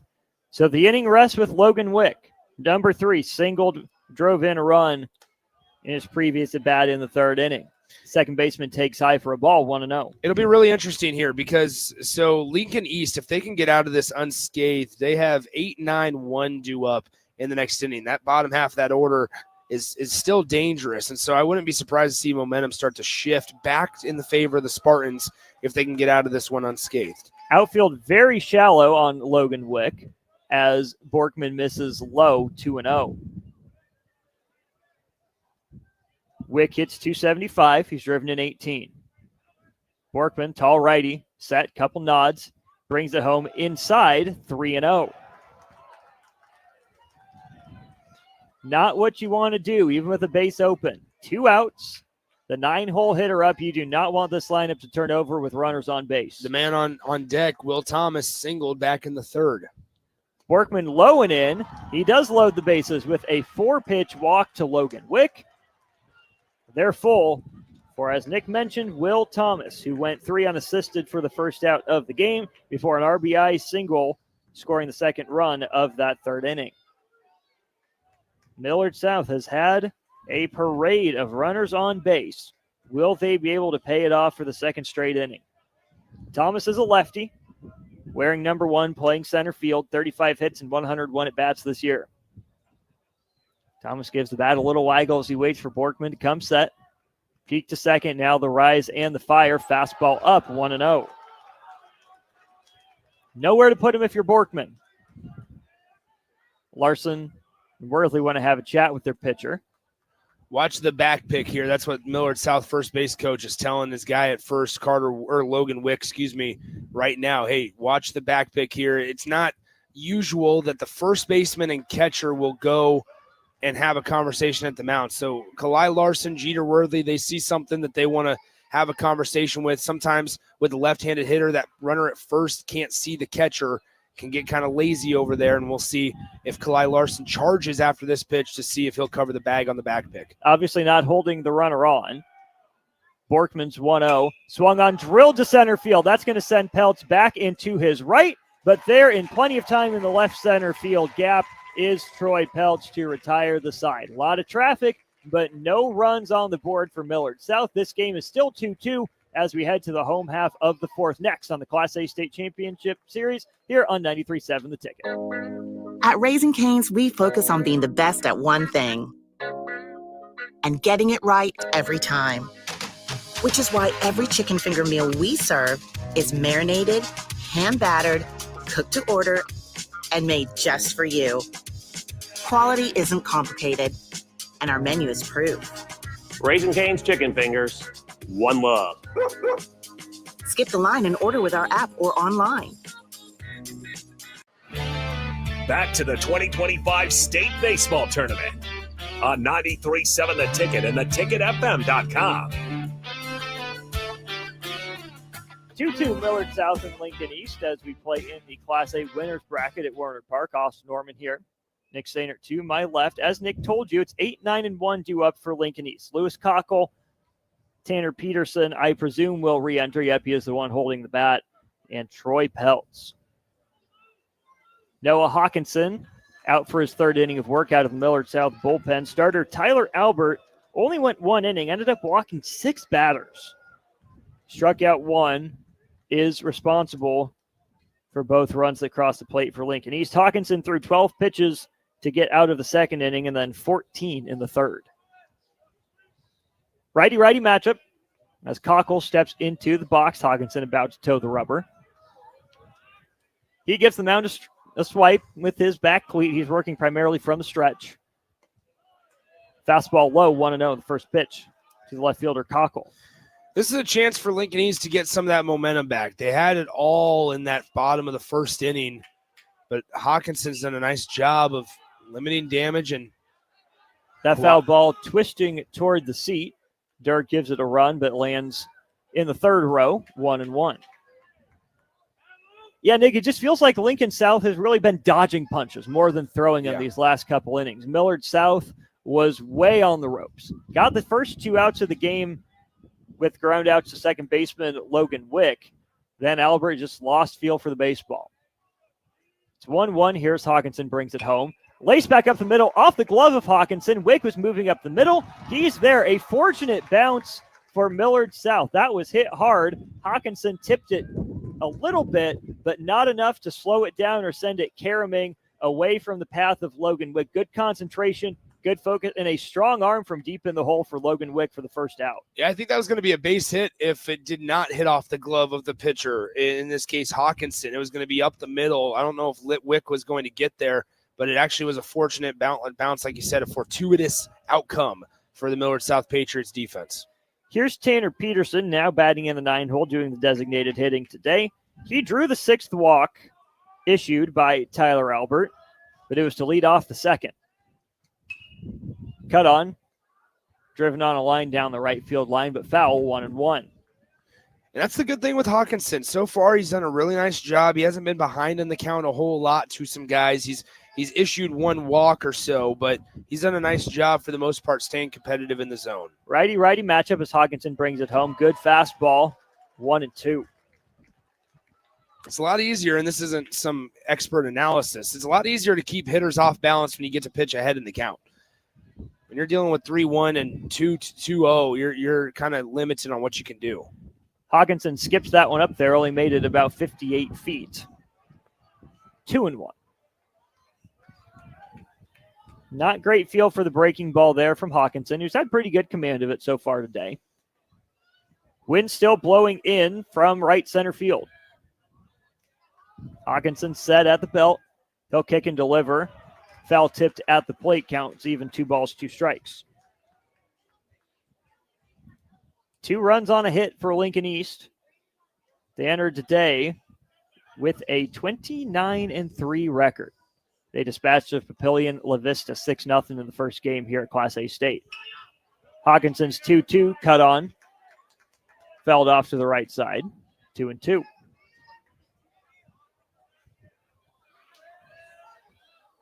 Peterson's a senior. 288 average this year. 17 for 59. Driven in 17 runs.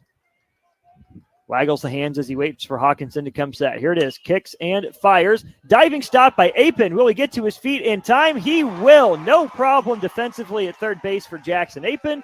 He went full extension off the 2-hopper. He snares it. Fires across the diamond to Steveton in time for out number 2.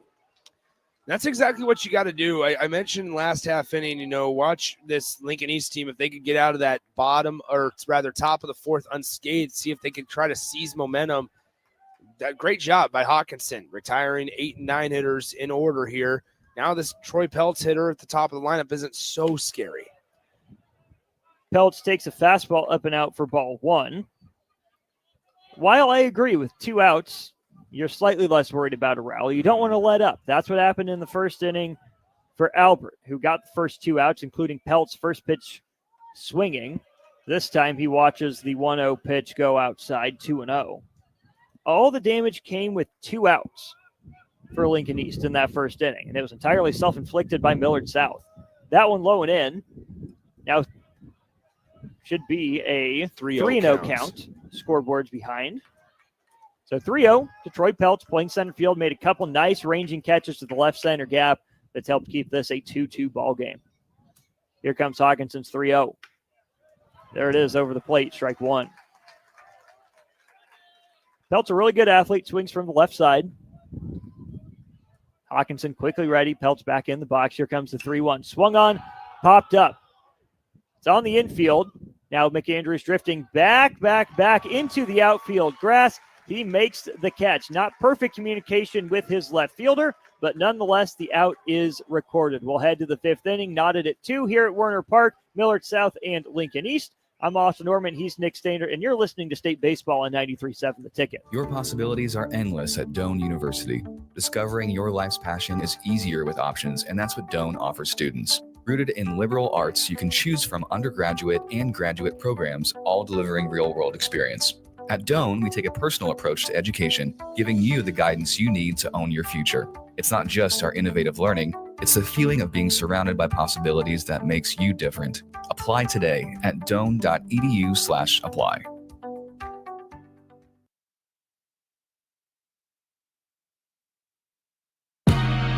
Back to the 2025 State Baseball Tournament on 93.7 The Ticket and theticketfm.com.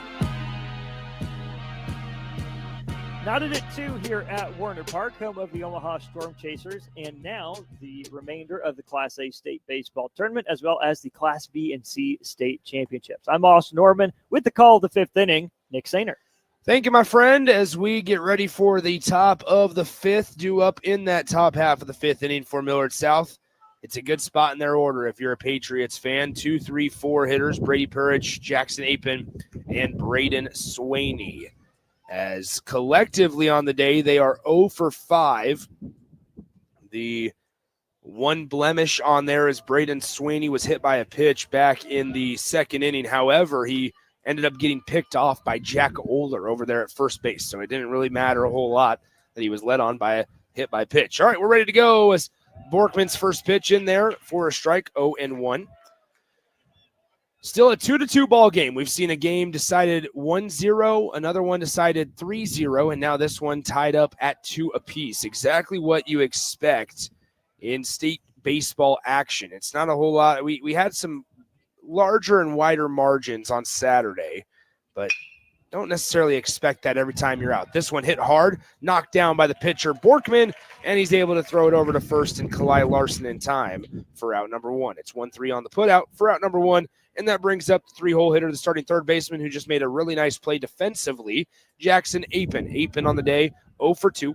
He flew out to the first baseman back in the 3rd, and in the 1st, he grounded out to the pitcher. The first pitch of the at-bat to Apin is swung on and missed, 0-1 again. Good job by Grayson Borkman to get on top early. Righty-righty matchup here as Apin steps in. Out of the windup, Borkman delivers, and it's going to be in the dirt. Good stop behind the dish by Worthley, and it will be 1 ball, 1 strike with 1 out in the top of the 5th inning. Despite all the traffic on the base paths, Nick, it's starting to feel more and more like it's 1st to 4. 1 ball, 1 strike. Here's the pitch. This one swung on, hit well out to left field. Left fielder Cockle ranges back, has his right foot on the warning track, plants it, and is able to make the catch. The wind was trying to take that one out there. However, not enough behind that one for Jackson Apin, who is now 0 for 3 on the day. He flies out to deep left field for out number 2. And now Braden Swaney, the left-handed hitter, steps in, and quickly he takes ball 1 inside, 1-0. As that wind, you can hear it in our mic, is picking up a little bit. But most importantly, rain has stayed away. This one hit into shallow center field. It looks like the second baseman, Senstock, the shortstop, will be able to range over and get it. There was a meeting being had in shallow center field between the shortstop, Senstock, the second baseman for the Lincoln East Spartans, in this case, Brody McIntyre, and the center fielder, Troy Peltz. Senstock calls everybody off and is able to make the catch to end a rapidly moving 5th inning. Now we move into the bottom half of the 5th. It's Lincoln East up next. They'll send hitters 2, 3, and 4 to the plate to face Noah Hawkinson when we come back in 30 seconds. When daily energy fades and your drive just isn't what it used to be, Game Day Men's Health helps you step back into top form. Game Day Men's Health is one of the country's fastest growing clinics, and they focus on men's wellness, providing customized solutions with professionalism and privacy in mind. Testosterone optimization, weight management, vitamin injections, and shockwave therapy are just a few of the many things they offer. Restore your energy and rediscover confidence with the help of Game Day Men's Health, because every man deserves to feel his best every day. Visit them online at GameDayMen'sHealth.com today or in person at one of their 2 locations in Omaha. Back to the 2025 State Baseball Tournament on 93.7 The Ticket and theticketfm.com.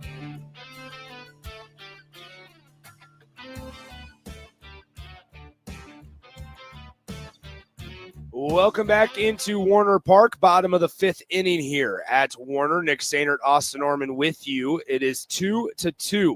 We are all tied up here. Lincoln East, I mean, this is remarkable. Lincoln East has been held to just 1 hit. I mean, this is, I went through the statistics again earlier in the game. A .317 batting average. Coach Lanik told me earlier that the biggest strength of is the depth of the lineup.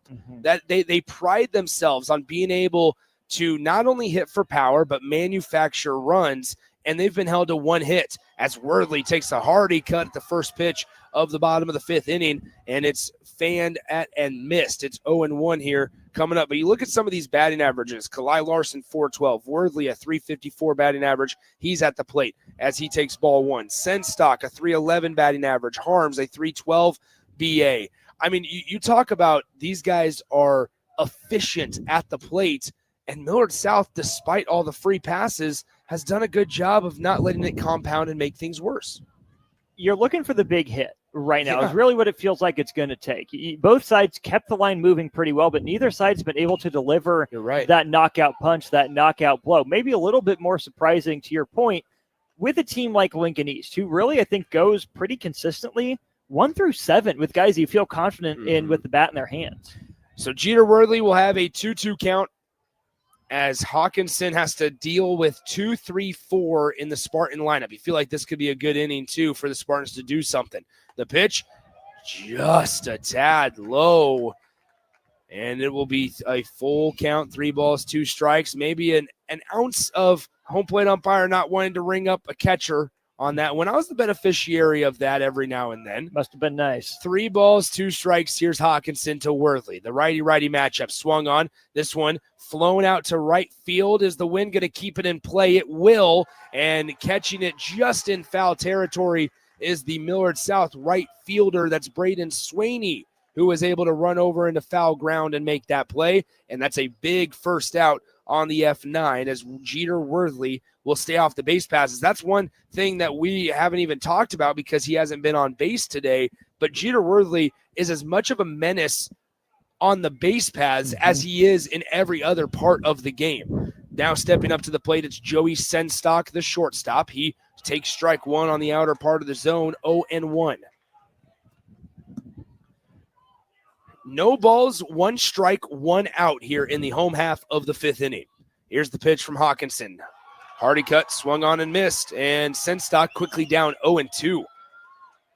This is really good work by Hawkinson. This is a moment, to your point, Nick, where if you're Lincoln East, you feel good about where you're at in the lineup. On the flip side, if you're Millard South and you can navigate this with minimal issue, you feel like you're in a really good spot in these late innings. A sky-high infield fly. The first baseman rushes over, and there it is, Steventon able to collect it for out number 2, and just like that, Hawkinson's made easy work of the 2 and 3 hitters in the Lincoln East lineup, Worthley and Senstock, but there's still a test ahead of him. And Carter Harms, the cleanup hitter, who is 0 for 0 today, no official at bat. He has 2 walks on the day. He did come around and score back in the first. So 2 outs here in the home half of the 5th inning. The first pitch from Hawkinson to Harms is low and away, ball 1. Shaping up to be a good final few innings here at Warner Park. East does have an arm warming in the bullpen. Looks like Millard South is going to let Hawkinson have this one for the foreseeable future as Harms takes a big swing at that one. It's now 1-1. This is where it's important, though, while you're looking for the big hit. You can't get out in front of your skis, though, right? Trust the process. Baseball, so much a trust the process type of thing and not results driven. And you can't go up there trying to do something differently that didn't get you here. The 1-2 pitch from Hawkinson. Breaking ball inside corner. Strike 3 called. Harms is going to go back to the dugout. Hawkinson walks back to his as he high-fives all of his teammates. He goes 3 up, 3 down as he faced hitters 2, 3, and 4 in this deep and dangerous Spartan lineup. What a bottom of the 5th inning from Noah Hawkinson. And we head to the top of the 6th, still knotted up at 2 runs apiece here on 93.7 The Ticket and theticketfm.com. I would have never had the chance to see my daughter become a doctor. Because my mom wore her seatbelt that day, I get to hug her when I go home. And then it clicked. Because I wore my seatbelt, I learned that one moment in time can change a person's life forever. Brought to you by NDOT Highway Safety Office. The day we were hit was the second to last day of our high school careers. We were about to graduate as best friends together. And then it clicked. Because we wore our seatbelt that day, we still get to experience life together. Brought to you by NDOT Highway Safety Office. Jumpstart your summer to the max. Walk into any Max Tan in Lincoln and get a $5 standing tan session or a $5 red light wellness booth session. Your summer tan starts today with $5 sessions at Max Tan with 3 Lincoln locations. Back to the 2025 State Baseball Tournament on 93.7 The Ticket and theticketfm.com. Austin Norman with you here at Warner Park. Nick Sainert alongside. We entered the 6th inning in a 2-2 ball game. Leading off the 6th for Millard South, it will be 5-hole hitter Carson Durr. He's flown out to center and grounded out to first. Durr takes that first pitch low and in the dirt. It's 1-0. Really efficient day so far for Grayson Borkman in relief of Jack Oler. He just threw his 14th pitch starting his 3rd inning of work. He falls behind in the count 2-0 as the breaking ball dives low and out. Durr, then Carroll, then McAndrews. A 2-2 game. Durr chops that one to short. Senstock gets it on the second hop. He won't set his feet, but he throws across the diamond in plenty of time to Kalai Larson. 1 away in the top of the 6th inning. That brings up Noah Carroll. Carroll doing the designated hitting today. He struck out to end the 2nd. He drew a walk and reached 3rd in the 4th, but was stranded there. 24 on the mound, 21 in the batter's box. Fastball up and out, 1-0. Righty-righty matchup. Borkman holds that light tan leather glove right in front of his face. That one is drilled to the right center field gap. Troy Peltz gives it a run. That wind hung that one up there, so Peltz had time to run underneath of it for the second out. Troy Peltz, I mean, yeah, we'll credit the win, and rightfully so there. But, man, Troy Peltz, you can notice a difference when a guy can get such a lightning-quick first step, and he's decisive with it. It's very beneficial, man. It's incredible to watch because then when you don't have that as a head coach, you can tell a difference. Breaking ball from Borkman, aimed at the front hip of McAndrews, missed inside 1-0. That one might have a chance for Nick. Oh, it was right there. It was right there. That would have been perfect. I almost had it. Man, McAndrews fouls it back. It's 1-1. We need to set a stream camera up and get really rolling on StreamYard. McAndrews takes that one a letter high and out, 2-1. I genuinely thought it needed to be about maybe 10 feet shorter or, lower, and we would have had it. McAndrews squared it up too much. There's a tapper back over the mound. Going to be a tough play for Senstock. He won't get it. That ball took 6 or 7 hops before it got to Joey Senstock. Would have been tough to throw out. The speedy McAndrews goes up the wrist of Senstock, and so Blake McAndrews is aboard with a 2-out single. They're going to call that a hit. I didn't know if they'd give Senstock. I mean, that's the thing. That's a fairly routine play for Senstock, a shortstop of his caliber, not a routine play for any high school shortstop, so I was unsure what they were going to officially rule that as. We'll give McAndrews a hit. His 3rd of the day. He's 3 for 3. 3 singles. Here's Roy Steefton. Steefton doubled in that 3rd inning. Came around to score and then popped out to the catcher on a failed sacrifice bunt attempt. He took ball 1. That's another thing to mention. McAndrews 3 for 3 out of the 7 spot with 3 singles. I mean, that's generating action from the bottom half of your order. McAndrews takes off. Steefton watches it go. Throw down from Worthley, not in time. It skips into center field, but McAndrews will not be able to advance there. Had a bit of a pile up on the base paths as Senstock had to dive across to the second base side of the bag to get the tag.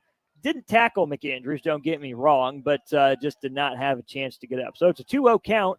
Runner on second with 2 outs for Roy Steefton. Another chance for number 14 to do a job. Righty-righty matchup. Grayson Borkman on the mound.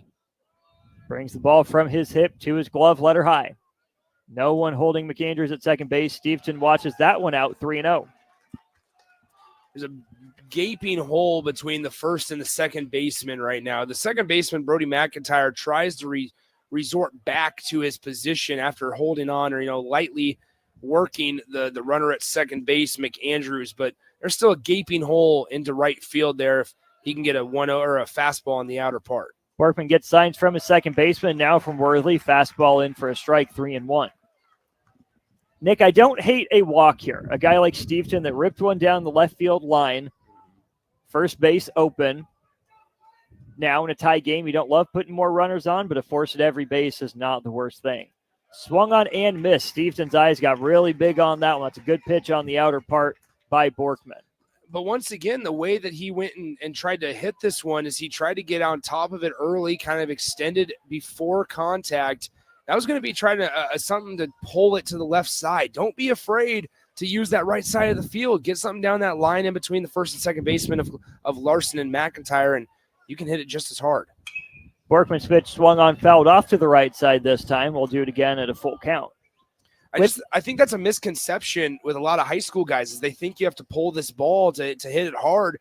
You don't have to, right? It's one of the best things you can do as a high school hitter especially is be able to use all parts of the field.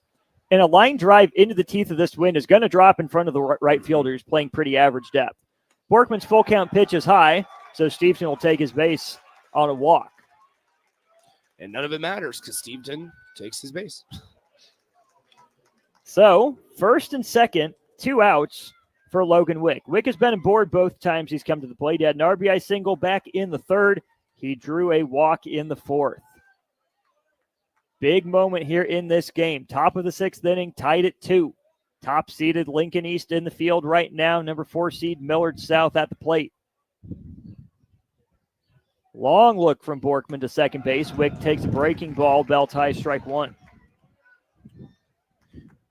I can't reiterate how impressive Millard South's bottom 3 hitters have been. 7, 8, 9 in the lineup. I'll get the official numbers here in just a second, but it's they've only made 1 out. Yeah, it's shocking.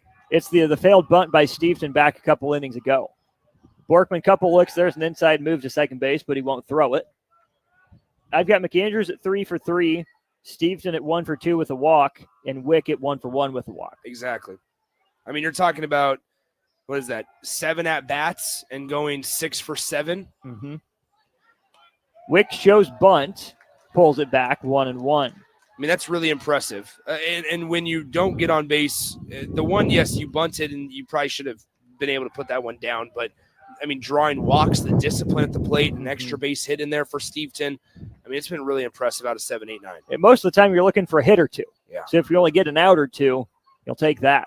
Wick's stance is closed off as Borkman comes set. He was reaching for that one, fouls it off underneath it to the right side. Counts now 1-2. Grayson Borkman in his 3rd inning of work. He threw just 13 pitches in his first 2 innings. He's thrown 17 already this inning. It's McAndrews at second, Stevenson at first, Wick in the batter's box for Millard South. And they're visiting Reds. Borkman delivers, swung on down the third base line, gloved by Harms, had it in the crook of his arm, but enough possession to step on third base. 5 unassisted for the final out of the top of the 6th. We'll go to the home half of the 6th in a 2-2 ball game right after this on 93.7 The Ticket. Your possibilities are endless at Doane University. Discovering your life's passion is easier with options, and that's what Doane offers students. Rooted in liberal arts, you can choose from undergraduate and graduate programs, all delivering real-world experience. At Doane, we take a personal approach to education, giving you the guidance you need to own your future. It's not just our innovative learning, it's the feeling of being surrounded by possibilities that makes you different. Apply today at doane.edu/apply. This is Lincoln's home for sports talk on the FM dial. Also online at theticketfm.com. On the internet, KNTK FM Firth, 93.7 The Ticket. Back to the 2025 State Baseball Tournament on 93.7 The Ticket and theticketfm.com. 2-2, Lincoln East and Millard South. For the Spartans, it'll be Larson, McPeak, and McIntyre due up. I mean, one thing I want to just as we continue to talk about Millard South's lineup, it's bizarre. The hitters 1 through 6 in the lineup are a combined 1 for 16. The lone single came from Will Thomas back in the 3rd inning. 7 through 9 hitters, 6 for 7. The contrast, and it's almost like Lincoln East has done such a phenomenal job on hitters 1 through 6 in that Patriots lineup. They forgot to scout for 7 through 9. And you talked about the depth of Lincoln East lineup. It's been Millard South's bottom third that's come through. Here's Noah Hawkinson. He brings it home to Kalai Larson. Missed 1-0. Hawkinson now has thrown 4 innings. This is his 5th inning of work, if he's able to get through it. Breaking ball, didn't break back quite enough. He's now behind the sophomore 2-0. Reminds me a lot of what Jackson Willard did for Papillion La Vista South. Cameron Curtis only went 2 innings. Wasn't very sharp. Jackson Willard came in through 4 innings with 7 strikeouts, only 1 base runner on a hit by pitch. Larson sends that one to medium depth center field. Will Thomas got a good jump on that one. He'll settle underneath it and bring it in for the first out of the home half of the 6th. So Larson retired on an F8. That brings up Carter McPeak. McPeak, the right fielder for the Spartans, had an RBI walk in the 1st. He fouled out to 1st in the 3rd. He's in the batter's box. Hawkinson's just about ready to bring his next pitch home. Here it comes. Fastball taken over the heart of the plate, strike 1. The strategy for both sides now, get them on. And we'll stop there because that hasn't happened recently. Hawkinson's breaking ball cut on and missed. Now down in the count 0-2 is Carter McPeak. Of course, you get him on, then you try to get him over. And the get him in step has been the hardest. Haven't had any scoring in this game since the 3rd. Hawkinson peers into the sign from Carson Durr. His 0-2. Taken low, 1-2. Really good miss, though, by Hawkinson. That's not a pitch that McPeak would be able to do much with. Doth mine eyes deceive me, or do I see sunshine at Werner Park? I don't know what you just said to start that sentence, but yes, we are seeing sunshine. I don't even want to begin with what you just said there. Doth mine eyes deceiveth me. They do not. Do your eyes deceive you? My eyes do not deceive. Okay, there you go. We got to have some fun with this. We're here all day. Come on. Yikes. Now it's a 2-2 count. Now a full count. Great at bat here from Carter McPeak. The fact that you were able to do that without, even whatever. We're going to move on. We're going to move on to this next full count pitch here from Noah Hawkinson. He's gone 4 1/3 innings so far. Full count pitch swung on, fouled off right side. We'll do it again at 3-2. We're out here at Werner Park for the duration of our time at the state tournament. One more game to follow this one tonight. We'll be here tomorrow. Wednesday's up in the air. 2 games guaranteed. Might have 3 or 4.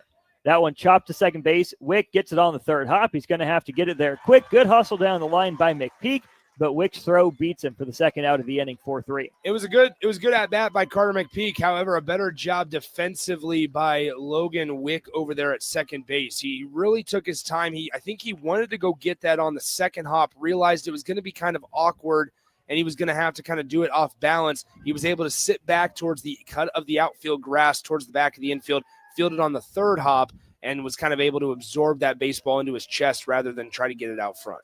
He got it for the 2nd out of the inning. Hawkinson delivers that one. Shot to center field. Will Thomas has a beat on it coming in. No, it died on him. He will have that ball tick off his glove. A great effort by Will Thomas. Wind knocked it down just enough. He wasn't able to get there. Long run from the 3rd base side of second base over to little ways into that right center field gap. We'll give it as a single for Brody McIntyre. Would have taken a fantastic effort by Thomas to get that one. So, runner on with 2 outs here in the home half of the 6th for Lincoln East.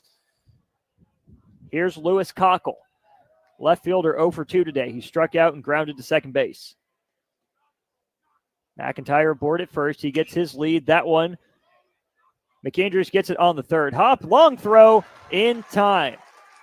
Good defensive work there by McAndrews. Another one that could have caught him in between. He took his time with it, patiently aggressive, and Cockle is retired for the 3rd out of the frame. We go to the we go to the road half, the top of the 7th inning. Millard South coming to bat in a 2-2 ball game right after this on 93.7 The Ticket. I would have never had the chance to see my daughter become a doctor. Because my mom wore her seatbelt that day, I get to hug her when I go home. And then it clicked. Because I wore my seatbelt, I learned that one moment in time can change a person's life forever. Brought to you by NDOT Highway Safety Office. The day we were hit was the second to last day of our high school careers. We were about to graduate as best friends together. And then it clicked. Because we wore our seatbelt that day, we still get to experience life together. Brought to you by NDOT Highway Safety Office. Back to the 2025 State Baseball Tournament on 93.7 The Ticket and theticketfm.com. 2-2 as we enter the seventh inning from Warner Park. Austin Norman with you here. Lewis Cockle just made the final out of the bottom of the sixth inning.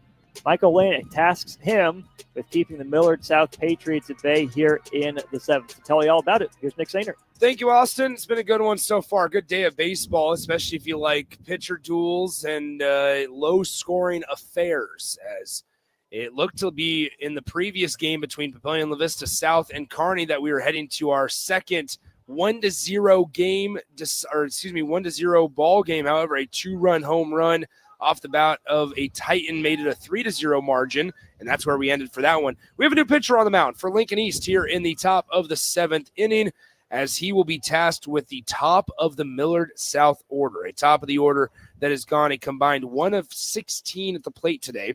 However, still dangerous as ever, and it's going to be Lewis Cockle that will be tasked with dealing with them. Lewis on the year has a 4-0 record.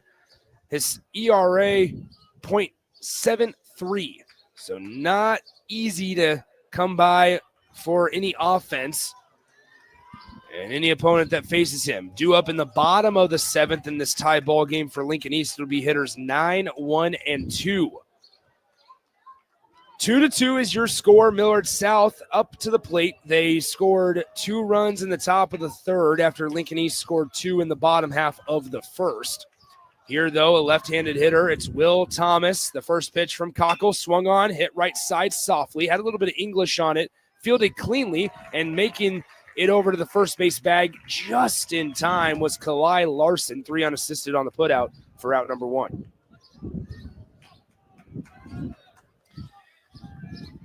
Two runs on 5 hits for the Millard South Patriots. 2 runs on 2 hits for Lincoln East. Here's the pitch to the second hitter in the Millard South lineup, Brady Parrish. Parrish on the day 0 for 3. He has struck out looking back in the first. He grounded out to the catcher and then grounded out to the pitcher. Hasn't made it past that 60-foot 6 inches mark yet today. He watches ball 2 go by 2-0. Rather 1-0, excuse me. The pitch is outside. Now, I was correct, 3-0. Scoreboard's slacking a little bit. I got to trust. Austin, obviously, you and I keep game book here as we go through it. I got to trust my eyes. 3-0 is the count. The pitch is outside, ball 4. 4-pitch walk to Brady Parrish, excuse me. That brings up Jackson Apin. Apin hit one to the warning track in left field his last time up in the 5th inning. And it was the second out of that 5th inning. Here he inherits a runner on first base, 1 out in the top of the 7th. You can do damage without trying to do too much. A controlled swing is what it's going to take. First pitch, the at-bat, up and away, ball 1. And that's 5 consecutive balls thrown by the new Lincoln East pitcher, Lewis Cockle. How aggressive are you on the base paths here for Millard South, Nick? Well, you said it. Not only are you stealing against the pitcher, you're stealing against the catcher. And Jeter Worthley is as good as they come. He is. But you also can't let that scare you. If you have a read on the timing, you get a good jump. It is the top of your order, right? I know Will Thomas just got out, but Parrish, no slouch of an athlete himself. 1 ball, no strikes, 1 out after a quick conference on the mound from Jeter Worthley to Lewis Cockle. Jackson Apin is the hitter at the plate for Millard South as we are in a tie ball game 2-2. Out of the stretch, Cockle checks him twice, now delivers. Swung on and missed on a fastball in the zone. It's going to be 1 ball, 1 strike now. Would have been a borderline strike. Apin, one of the best RBI guys on this team with 39 of them. But after 5 straight misses, the game as tight as this one, I might have let that one go. 1 ball, 1 strike, 1 out. The quick pick over to first base. A little bit of an arid throw. Able to be hauled in by Kalai Larson. Larson, not the tallest first baseman. If I had to guess, somewhere around my height, 5'10"-ish. Doesn't look to be a full 6 feet. Probably not quite as athletic as you either. 100%. I'm glad you said that. I wasn't going to say it about myself, but I'm glad you said it. Well, we were all me. thinking it, so someone had to make sure it got verbalized. 2 balls, 1 strike, 1 out here in the top of the 7th inning. We're tied at 2 runs apiece. There's a Millard South Patriot occupying first base. Lincoln East, no matter what, will get a chance in the bottom half of the frame. Here's the pitch. Cockle paints the outside corner for a strike, 2-2. Nice job by Lewis Cockle, evening up the count. If you are Jackson Apin, probably sitting fastball and then adjusting from there on out. But thinking right side. Yeah. 2 balls, 2 strikes, 1 out. Here's the pitch. And did he go around? He did. It's a check swing on a breaking ball well out of the zone. And Apin goes down swinging half-heartedly at that for out number 2. And once again, we can add in that now the top 6 hitters in this Millard South lineup combined 1 for 18. We talk about it all the time, Nick. I know we had these conversations around the state basketball tournament as well. So much of these state tournaments comes down to whose stars show up. But just as often as it's the stars, it's everyone else that you don't think about. How often do the role players step up and do their jobs at the right moment? Pick over to first is back in time. And Braden Swaney, the right fielder for the Millard South Patriots, who was hit by a pitch back in the second and then eventually picked off before flying out his next 2 at-bats, steps into the plate. The first pitch, outside zone, strike 1.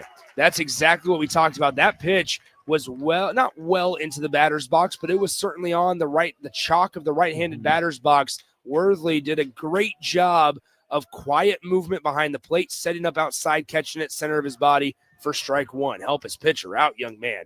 Now 1 ball, 1 strike here in the top of the 7th inning. 2 outs in the top half of the 7th. Lincoln East will come to bat in the bottom of the 7th here in just a little while.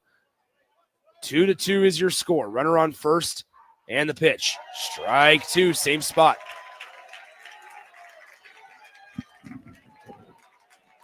There's a fine line between being patient and being picky. Millard South, I can't tell which one they're at right now. Seemed like there's been a couple good pitches to just punch through that other way for base hits. 1 ball, 2 strikes, 2 outs. Lewis Cockle in relief, fires home, and it is a ball. The throw down to second is not in time, and sliding into second base safely is Brady Parrish.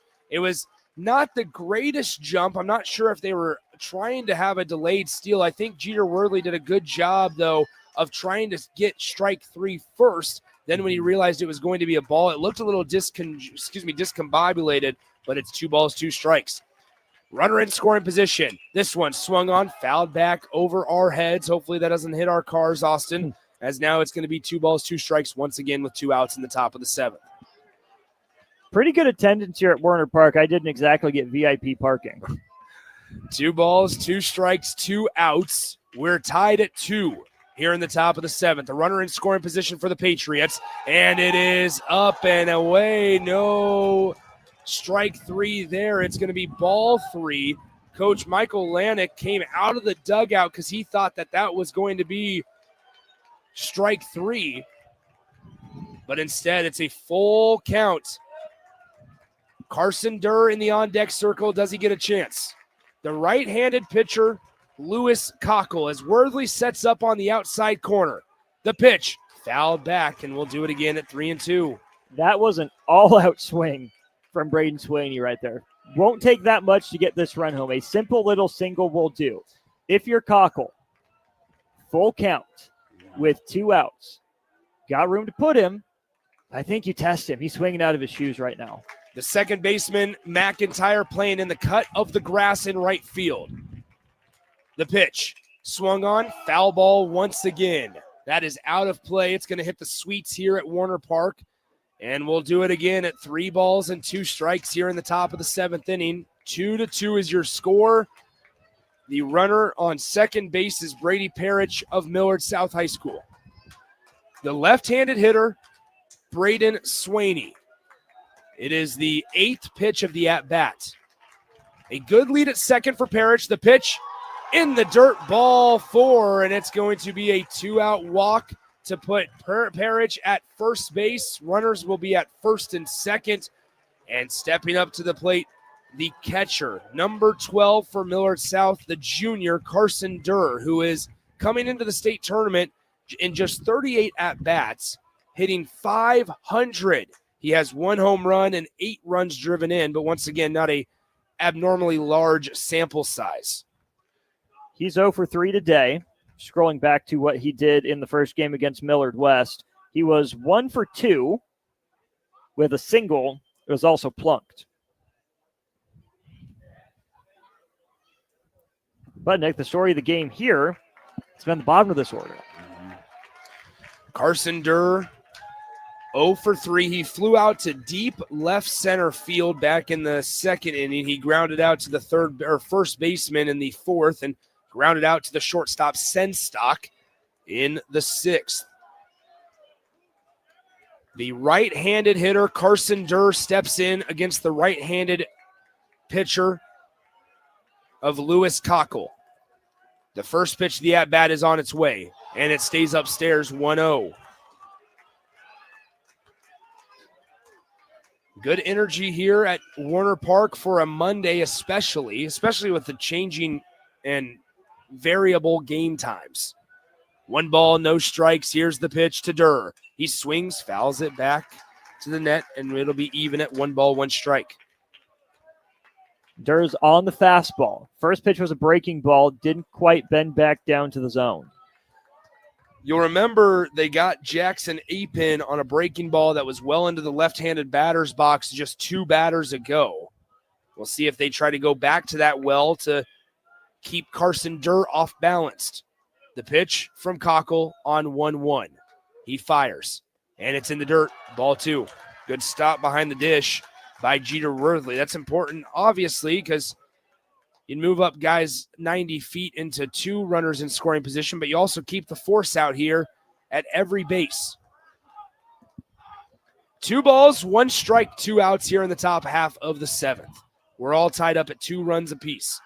The 2-1 pitch from Cockle is on its way. Swung on, line drive out right field. It's going to hold up long enough, and Millard South comes up empty. Lincoln East and Lewis Cockle in relief is able to weather the hits and weather the storm as we enter the bottom of the 7th inning. Your score still tied at 2 apiece.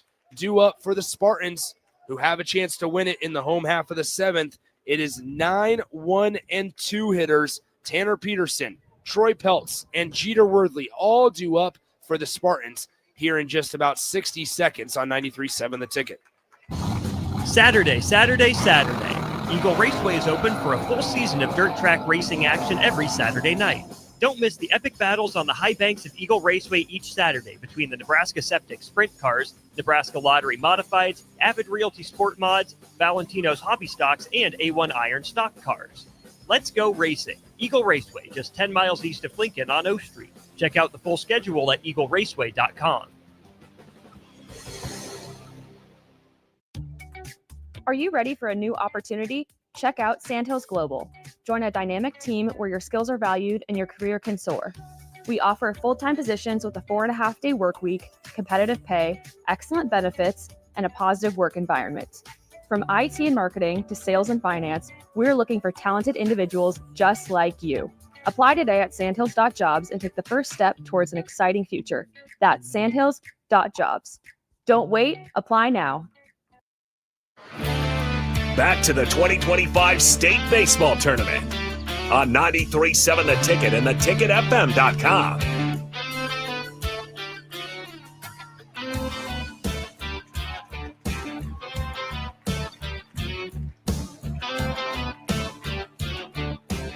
Welcome back into Warner Park. It's time for the bottom of the 7th inning here as we are tied at 2. Lincoln East will have a chance to walk it off. We're going to have a pinch hitter to start the inning instead of Tanner Peterson, who is doing the DHing. We're going to turn to Dele Odulade. Dele known for his speed on the base paths. He is going to pinch hit here. Don't be surprised to see him potentially drop one down and try to apply some pressure to this Millard South defense. Dele on the year, 360 hitter, 9 hits and just 25 at-bats as he watches strike one go by, 0-1. Third baseman Apin in pretty far on the second level of the grass as their strike two. So, Nick, if you're going to bunt, probably too late now down 0-2 in the count. Yeah, it does not appear Dele not even trying to bunt. His hits from the right side facing Hawkinson. The 0-2 upstairs, 1-2. However, Millard South, this is a guy you cannot let get on base via walk especially. If he hurts you with a base knock, so be it.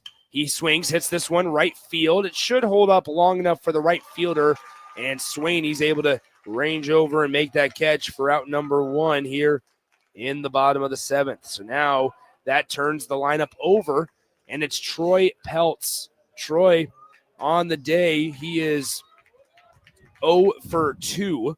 He walked back in the second, was eventually thrown out at home at the tail end of the double play on a foul ball that was caught in fair territory that he tried to tag up on. He swings and fouls this one off left side.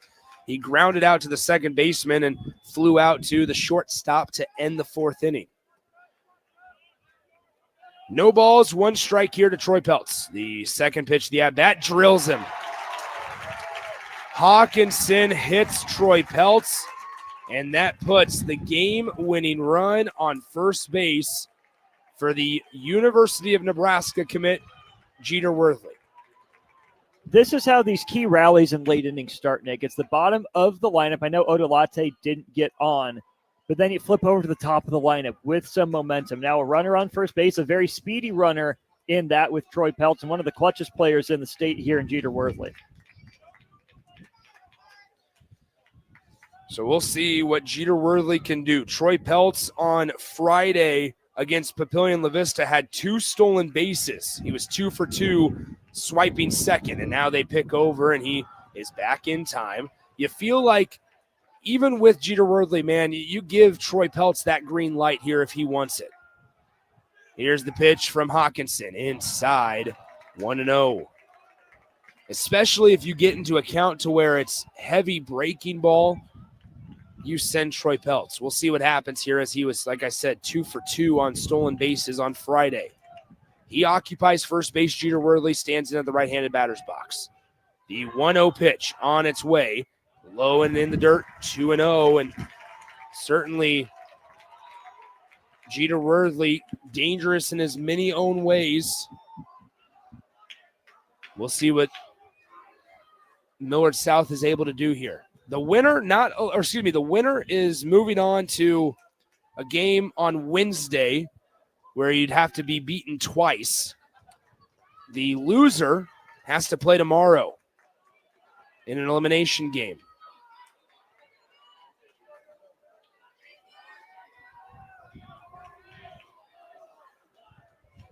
The loser will have Millard West, more specifically tomorrow. The 2-0 pitch to Worthley. In the zone, strike 1 right down Broadway, and it was now 2 balls and 1 strike. I think that's a good 2-0 take. If you can get that runner up a free 90 feet with a walk, that's great. But, Nick, I think both sides are really looking to live down here. Hawkinson wants a ground ball, but I think that's best for East, too. Put the ball in play, make Millard South make a play. And a base knock through the left side as Peltz is going to stay at second base. They will hold Troy Peltz at second. He's 180 feet away from winning Lincoln East this baseball game as Jeter Worthley comes up with a 1-out single. And now the Spartans will have runners at first and second with just 1 out, and Joey Senstock walking up to the plate. So Senstock on the day, 1 for 2. And it looks like we might have a conversation on the mound. Senstock was walked and ended up scoring back in the first. He singled in the third and was held at third. And then he flew out to the first baseman right behind the pitcher's mound back in the 5th.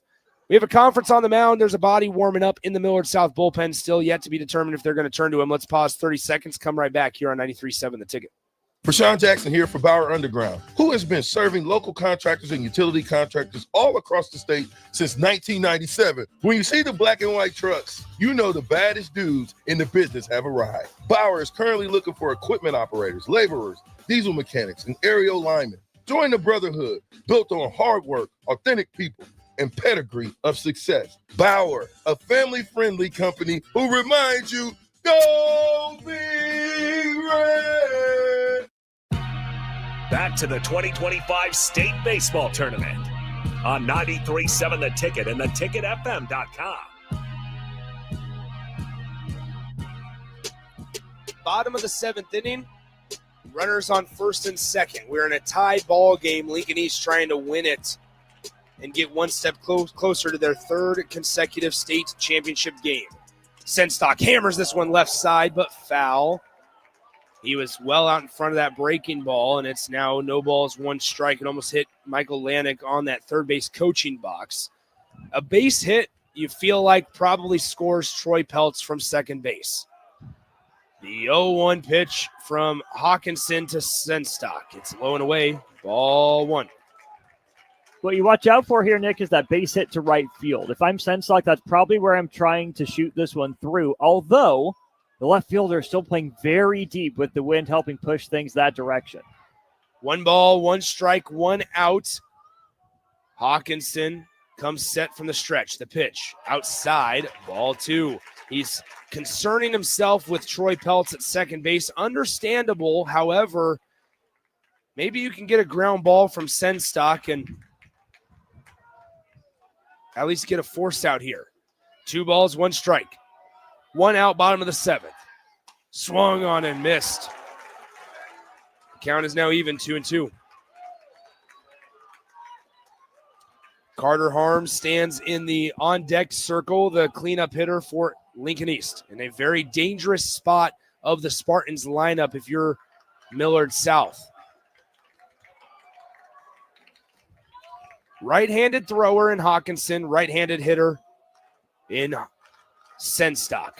Coming set at the belt. He lifts the leg. Runner goes from second. This one flied out to the right side. It's going to be foul, and it is unable to be grabbed up against the net by the right fielder, Swaney. Peltz was darting back to second base. He was going to be back in time, but he was not going to be able to tag from second. If he would have stayed at second and the right fielder, Swaney, caught that ball, he would have tagged in a heartbeat. Peltz was stealing on the pitch. Yes. That's why he was so far. Yes. It's 2 balls, 2 strikes, 1 out, bottom of the 7th inning. The pitch. It's low and away. Good take by Senstock, and we are full. 3 balls, 2 strikes. The sun attempting to peek through the clouds here at Warner Park. It's been cloudy all day long. The Spartans trying to get 1 step closer to the title game. The pitch swung on, fouled off right side. This one will get out of play. If you're Hawkinson, you need to stay competitive with your pitch here. There is an open base. Setting up a force at any base is not the worst thing, but keeping that winning run 180 feet away, giving your defense a chance to make a play is a lot better than having it just 90 feet away at third base. 3 balls, 2 strikes, 1 out, bottom of the 7th inning. Joey Senstock up to bat. The pitch from Hawkinson. Swung on and missed. What a big breaking ball by Noah Hawkinson. He floated it across the plate. Senstock bit and swung through it for the strikeout and out number 2. So now it turns to Carter Harms. Harms on the day 0 for 1. He's walked twice. He struck out looking last time up. Troy Peltz at second base. The pitch swung on and missed on the inside corner breaking ball. 0-1. Hawkinson seems to have good command of that breaker. No balls, 1 strike. Hawkinson comes set at the belt.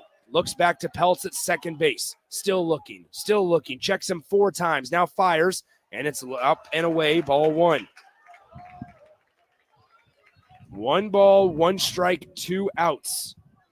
Here in the bottom of the 7th inning, we are tied currently at 2 runs apiece. Runners are at first and second. Worthley is at first. Peltz at second as Harms swings out of his shoes and whiffs. It's now 1 ball, 2 strikes on a breaker once again. And what does Hawkinson turn to? The breaker's been the pitch that struck out Senstock and's gotten 2 swing and misses from Harms. The 1-2 offering from Hawkinson. It's on its way. It's in the dirt. Good scoop behind the plate by Durr to keep runners at bay. It's now 2 balls, 2 strikes. Backhand pick moving to his right. Maybe want to take that one off the chest plate, but he did a good job squaring it up. 2 balls, 2 strikes, 2 outs. Bottom of the 7th. Can Hawkinson get out of the jam? He throws it. This one swung on. Grounded left side. It's through. It goes past the third baseman. Waving pelts around third. He will score standing up. And Lincoln East walks it off on an error by the third baseman down the third base line. Lincoln East is 1 step closer to their 3rd consecutive state championship appearance as they huddle in right center field. Millard South will advance to an elimination game tomorrow, while Lincoln East will stay undefeated in the state tournament. Off the bat of Carter Harms, they win it in the bottom of the 7th inning by a score of 3-2. We'll step aside for 30 seconds, come back, and wrap this one up from Warner Park as the Spartans survive. The number 1 seed is now 2-0 in the tournament, and we'll be right back on 93.7 The Ticket. At Valentino's, we're on a mission for tradition. On every slice, for every bite. Golden baked crust, cooked to perfection every time. Savory sweet sauce that's made from our own secret recipe. Loaded with the perfect amount of fresh toppings and melty mozzarella cheese. It's the tradition that Nebraskans have come to love. From game day to every day. Valentino's. Taste the tradition. Back to the 2025 State Baseball Tournament on 93.7 The Ticket and theticketfm.com. Your final score, once again, Lincoln East. They score 2 runs in the bottom of the 1st inning thanks to 5 consecutive walks. And then they score 1 run in the bottom of the 7th on an E5, an error by the third baseman, Jackson Apin. They marked it as a hit on the scoreboard, but Austin and I were conversing during the commercial break. That was a 2-hopper ground ball that, unfortunately, if you're Jackson Apin over there at third base, you could take 1 step to your right and body it up. And even if you don't get it out, you're a half a step away from third base, so you could have stepped on the bag to end the inning.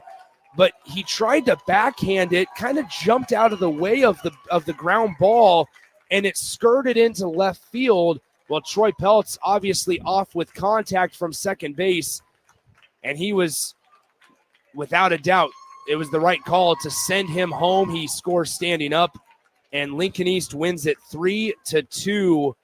You can't say enough about Noah Hawkinson, though, on the mound for Millard South, coming in relief of Tyler Albert, who did not start the game off well, as he is able to go 6 complete innings of 1 run allowed baseball. For the Lincoln East Spartans, great job in relief by Grayson Borkman of Jack Oler. Jack Oler had himself a nice start as well, other than that 3rd inning.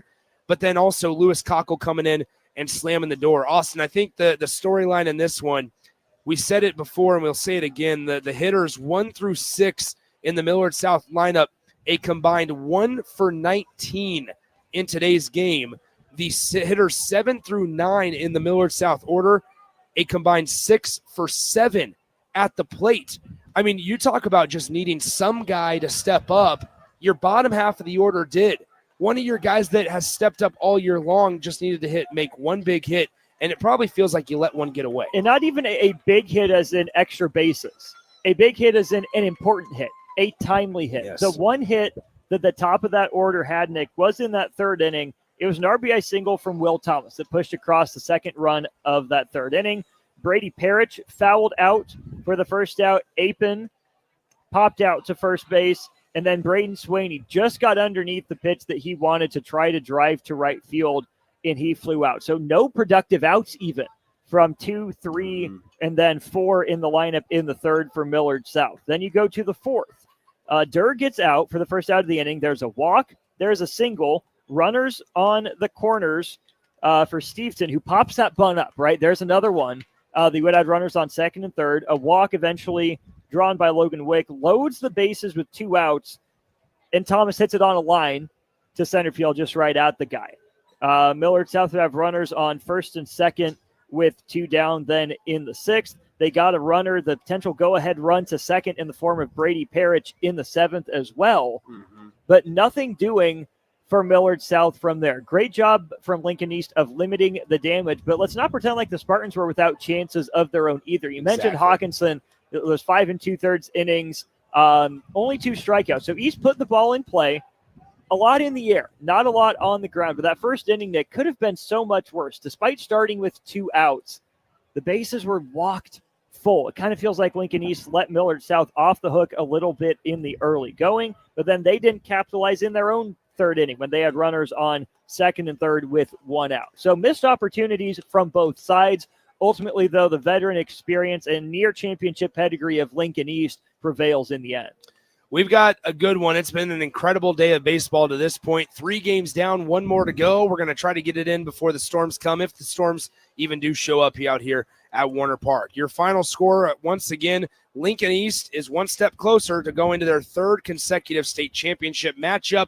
They will play on Wednesday now, where whoever plays them will have to beat them twice. If they win it over the Millard South Patriots by a score of 3-2.